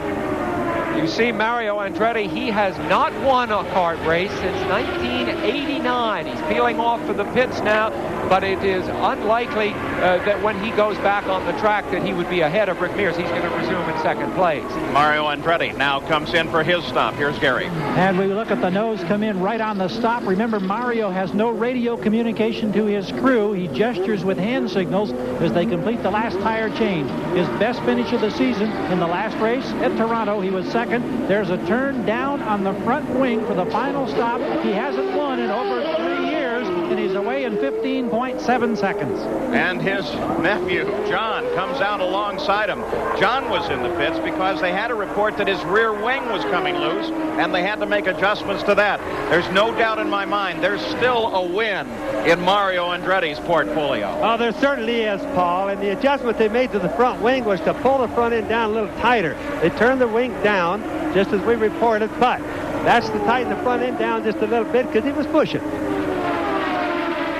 So now with the stop by Rick Mears, the leader, Mario Andretti picked up the lead and then came in almost immediately. That gave the lead to this man, Ari Luyendyk, who now heads down to the pits, and Jack Arute's there. And remember how costly it was, that stop and go. Luyendyk and the crew, though, not showing any emotional baggage from that stop and go penalty, have exchanged all 4 tires, again making no chassis adjustments on the car. They're taking in as much fuel as they can get, and it's a long stop, but he is off and away.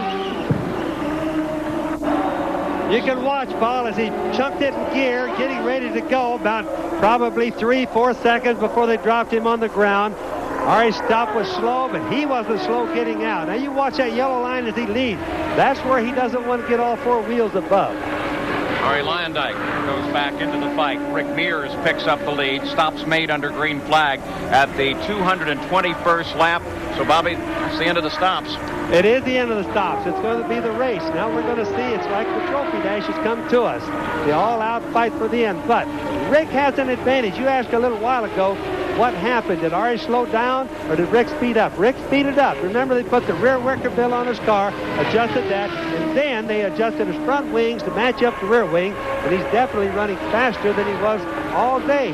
All of his laps are like 21 or 221 and 222, Paul. And Rick Mears, as he goes around Mario Andretti, puts Mario 1 lap down. Rick Mears may be on his way to his first Michigan 500 win. Let's go back to the pits and Jack Arute. Well, Paul, no one could blame him if he's beginning to think that. They chased the chassis all afternoon, as we said, reporting his understeer problem.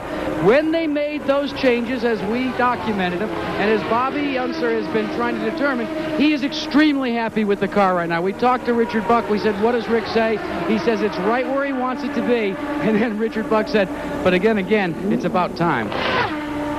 Rick Mears out in front here at the Michigan 500. Ari Luyendyk moves up to second place. Mario Andretti, 1 lap down, runs in third. And as I look at the track, Paul, I look at Ari Lyondike coming around. This is all after the pit stop. And Rick Mears right behind him, exactly in the same position they were in just before the last pit stops. So Eddie Cheever and Al Unser Jr., the only two fighting on the track right now as they fight for fourth place. The Michigan 500 hosts the third round of this year's Texaco Haviland pit stop competition, a competition where the top 10 qualifiers of selected kart events will vie for additional cash bonuses. Now, the team which accumulates the least amount of total time on pit road during today's kart event will take home an additional $8,000 plus points toward a season-long points championship. The Newman Haas team, featuring both Mario and Michael, led the season-long competition, which concludes the Texaco Haviland Grand Prix at Denver, which, by the way, is the next kart event, and you will see it live here on ABC Sports. Rick Mears, Penske organization. Looking at maybe the Penske organization's 67th win. Yes, but of course his first, were he to score it here, the best he has done so far here at Michigan, third. Mears out in front as we go to the closing laps now of the Michigan 500.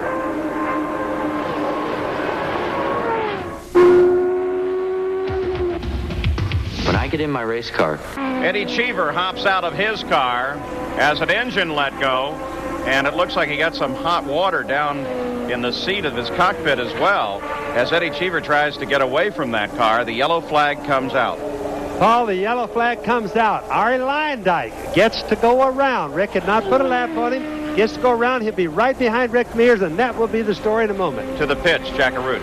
Well, Paul, another Chevrolet has gone by the boards, and with no warning whatsoever. Eddie Cheever radioed in, bingo, we're gone. The motor's broke. Well, Cheever's safely out of the car, as looks like they fight a little fire down inside the cockpit that got to Cheever. Certainly got his attention for a moment as he hopped out of that car. Eddie Cheever keeps his helmet on. He'll head back toward the pit area as fast as he can to talk with Chip Ganassi, his car owner. But as Jack pointed out, yep, there's another Chevrolet out of there. 231 laps, coming down on 232 right now. Ari Lyondike has come back around. Rick Mears is leading the race. Paul, we're going to see a trophy dash for the end here. Well, it certainly has set the scene for a remarkable finish to this Michigan 500. We're under yellow. It should not be a long yellow. In fact, it should go rather quickly. They can clean this up as soon as they take a look at the track surface condition. As we watched, Paul, just before it went yellow, Rick Mears was just starting to pass Ari Lyondike. It was during a commercial, so I'll have to tell you about it. He almost hit the wall. He lost the air to his front wings, slid out, almost hit the wall, went back, didn't put the lap on Ari, and of course now Ari comes around. Now here's the way they are in the actual order of scoring. Rick Mears, then Ari Lyondike, then Mario Andretti, Al Unser Jr., Tony Bentonhausen is up in 5th place. Eddie Cheever will be scored for the moment in 6th, but of course he'll fall backwards. So John Andretti will come up to 6th, and up to 7th, stays in the race, will be John Jones. He's had a great day, and Scott Brayton will fall in behind John Jones.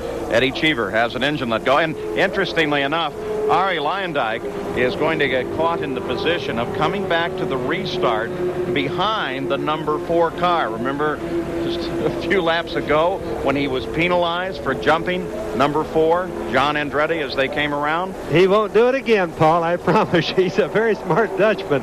He just tried to get a little bit of a run at the start and got caught doing it. However, because of what happened, the penalty to Ari Lyondike has in effect been nullified, and we're now back to an even-Steven situation, Lyondike versus Rick Mears. And the point is that in the last few laps, Mears has turned the tables on Lyondike and has become the fastest running car on the track, whereas before it was the other way around. Lyondike was the fastest. So keep an eye on Rick Mears at the front of the order, and on Ari Lyondike, who is well back in the order. Mario Andretti is right there, as is Al Unser Jr. They are not factors because they are not racing on the leader lap, and we should be coming back to green. Rick Mears always talks about how you have to pace back to the green flag. You have to anticipate it very carefully. That's what he's doing now. But the guy anticipating it the most may be Mario Andretti, because obviously this is his best opportunity to steal the march on Rick and unlap himself. He's just one car behind Rick.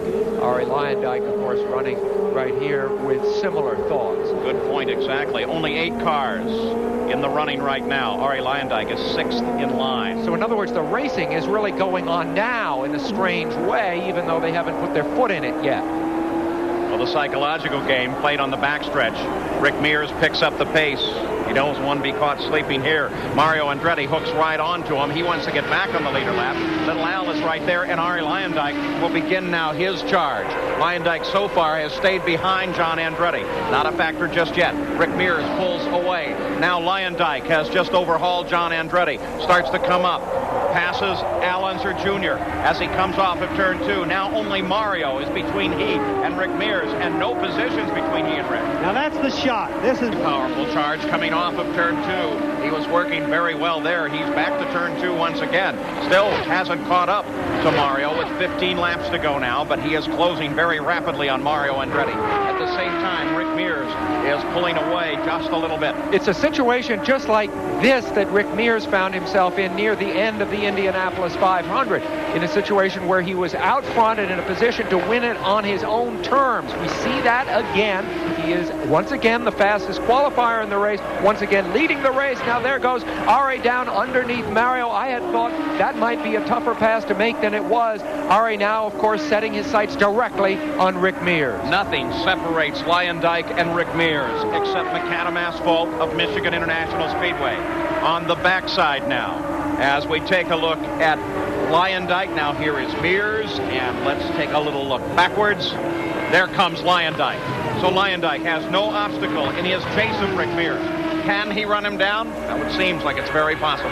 Well, it's going to be tough now. Just remember one thing. Rick got his car working better as time went on. He kept adjusting it. He thinks it's perfect right now. And when Rick Mears thinks it's perfect, he is going to be tough now. 2.3 seconds separate first and second place. But Arie Luyendyk is trying to close in. Arie Luyendyk is right there and moving. We also have the factor that we need to think about a little bit. Also, there's only about 12, 13 laps left to go, Paul. But remember, they're running these cars now at qualifying speed. They're hurting the engines. They're hurting the cars as hard as they can, because right now, winning is the only thing that's important. Average speed of the race for the leader, Rick Mears, is 165 miles an hour. Not nearly a record pace. That's 189 miles an hour. And what it's doing is sending the allotted time for this race over its allotted time. And so what may in fact happen here is we may have a checkered flag and very quickly have to get you into our coverage of the International Race of Champions Round 3. We'll do the best we can here. We still don't have any idea who might be winning this race. Rick Mears is looking very strong. In fact, he pulled out 0.2 of a second on Arie Luyendyk the last time around. He's slowly, very slowly, just pulling away from Arie. And I promise you, Arie has nothing left. He's in the lowest gear he can run. He's running the highest boost he can run. He's sliding those tires and running them just as hard as he can do. Rick Mears, who in the early going of any race is very, very careful with the car. He flashes across the stripe, 10 laps to go. There are only 2 500-mile races in the season for Indy cars. Rick Mears has won one of them. He is right now 10 laps away from winning the second one. I hope it stays the way it is. Rick Mears has 7 wins in 500-mile races. None here. And never has he won 2 500-milers in the same year. As we watch Rick and Arie go around, it just makes me wonder, how did a guy that's a Dutchman, who's only known for road racing, all of a sudden be chasing Rick Mears so hard right here at a place where Rick does so much testing at? It is Boss's own racetrack, Paul. Yeah, but let's not forget Arie Luyendyk in IndyCar racing with wins at Phoenix and the Indianapolis 500, both ovals. He's certainly adapted very, very well. Oh, he's adapted a lot like Emerson Fittipaldi has. All of a sudden they become oval experts, and they're really quick. Gary Gerald, you have an update. Well, Paul, I'm just looking at this stopwatch and hardly believing the numbers. On the last lap, we had both of these guys at 224 miles per hour. And remember, Mears broke the record at 225 to get the pole. We're seeing qualifying speeds as we come to the final laps of a 500-mile race. Fuel running through the engine, the methanol fuel on these Indy cars, developing over 750 horsepower, pushing them at incredible speeds. But in that 40-gallon tank, as fuel runs out, the car becomes lighter and thereby faster. Arie Luyendyk qualified for this race at 222.9 miles an hour, so he's racing above his qualifying speed. Rick Mears, his car owner, Roger Penske, watching on, looking for victory here. But Arie Luyendyk still thinks he has something to say about it, though Rick Mears is losing about a tenth a lap to Arie Luyendyk. Well, actually, right now, Paul, he's pulling away just a little bit to Arie. Both of them just think 224 on a day that the track is just as breezy and slippery as you could get it, other than it's a nice cool day. It's had a lot of rubber and a lot of running on it. These guys are really driving hard. 224 miles an hour they turned the last lap at. You just got a glimpse a moment ago of Vince Granatelli. Remember, while we focus on a driver and a car, it is, after all, a team sport. The team owners are involved, the pit crew members. So often those are wives as well. And so many people will sometimes say, well, why those shots when there's racing going on? It's a very simple answer. It's a direct reflection of the emotional state of the driver in that car. You saw the frustration that surely Luyendyk must see in the same expression that you're seeing from Vince Granatelli. And just think about another thing. 500 miles on a high bank track, the fastest 2-mile track that there is. And think how tired they've got to be. Both of them, their arms, their hands, their concentration. They've been in those banks for over 3 hours, Paul. Under 5 laps to go now. Michigan International Speedway takes a tremendous toll on both man and machine. We're down to just 8 cars in the field. One of those, running 8th, is John Jones, the only Buick in the field. 25 miles an hour off in a qualifying pace, but kept that machine in there and kept it running. Great ride. They also managed to finish the Indianapolis 500, so apparently the Buick can do it. 4 laps to go. We continue to work down. Mario Andretti pulls off and heads down the pit road. The battle continues at the front. Here's Mario as he comes into the pits. And you can see a display of smoke. Is this another engine problem? Mario Andretti was running in 3rd place. That means Little Al will move up in the order. He has some sort of problem, Paul, and it just shows you again. The price of poker or the price of racing here at Michigan is very hard on engines. This is the one thing we knew coming in. Mario gets out of his car, he's broken, most likely the engine. Rick Mears continues to charge at the front above 224 miles an hour. Attrition, the pull on engines, when you run up approaching 13,000 RPMs just constantly. The engine never rests here. Well, it's been a costly toll today. Chris Mears watches her husband. She sat next to President Bush at the White House party on July 2nd. Rick sat at another table somewhere. I think the president has good taste. Mika Luyendyk, as she keeps track of the score for her husband.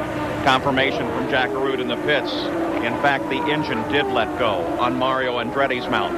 Luyendyk still trying to catch Mears, but the interval is stretching every lap, now to 3.8 seconds, as Rick Mears works his way off of the 4th turn and now sees the white flag in the Michigan 500. Rick Mears may be on his way to back-to-back 500-mile race wins. Well, he certainly earned it. He certainly deserves it after that. But here's the guy right there, Arie Luyendyk, who's really put the pressure on and surprised everybody. Look at Chris Mears. Poker face. She's been to a lot of races. Rick Mears on the backstretch. Arie Luyendyk trying to close. The distance is probably too far. Rick Mears works his way through 3. Here comes Luyendyk as he comes through 3 as well. Now Mears makes the final turn down for the start-finish line, and Rick Mears has won the Michigan 500. His 8th 500-mile race win and the 29th win in his IndyCar career. Rick Mears has picked up a win at the Michigan 500, and we have to leave you rather quickly with Rick Mears, the winner of the race. Arie Luyendyk unofficially in 2nd. Al Unser Jr. in 3rd, Mario Andretti in 4th. So long from the Michigan 500.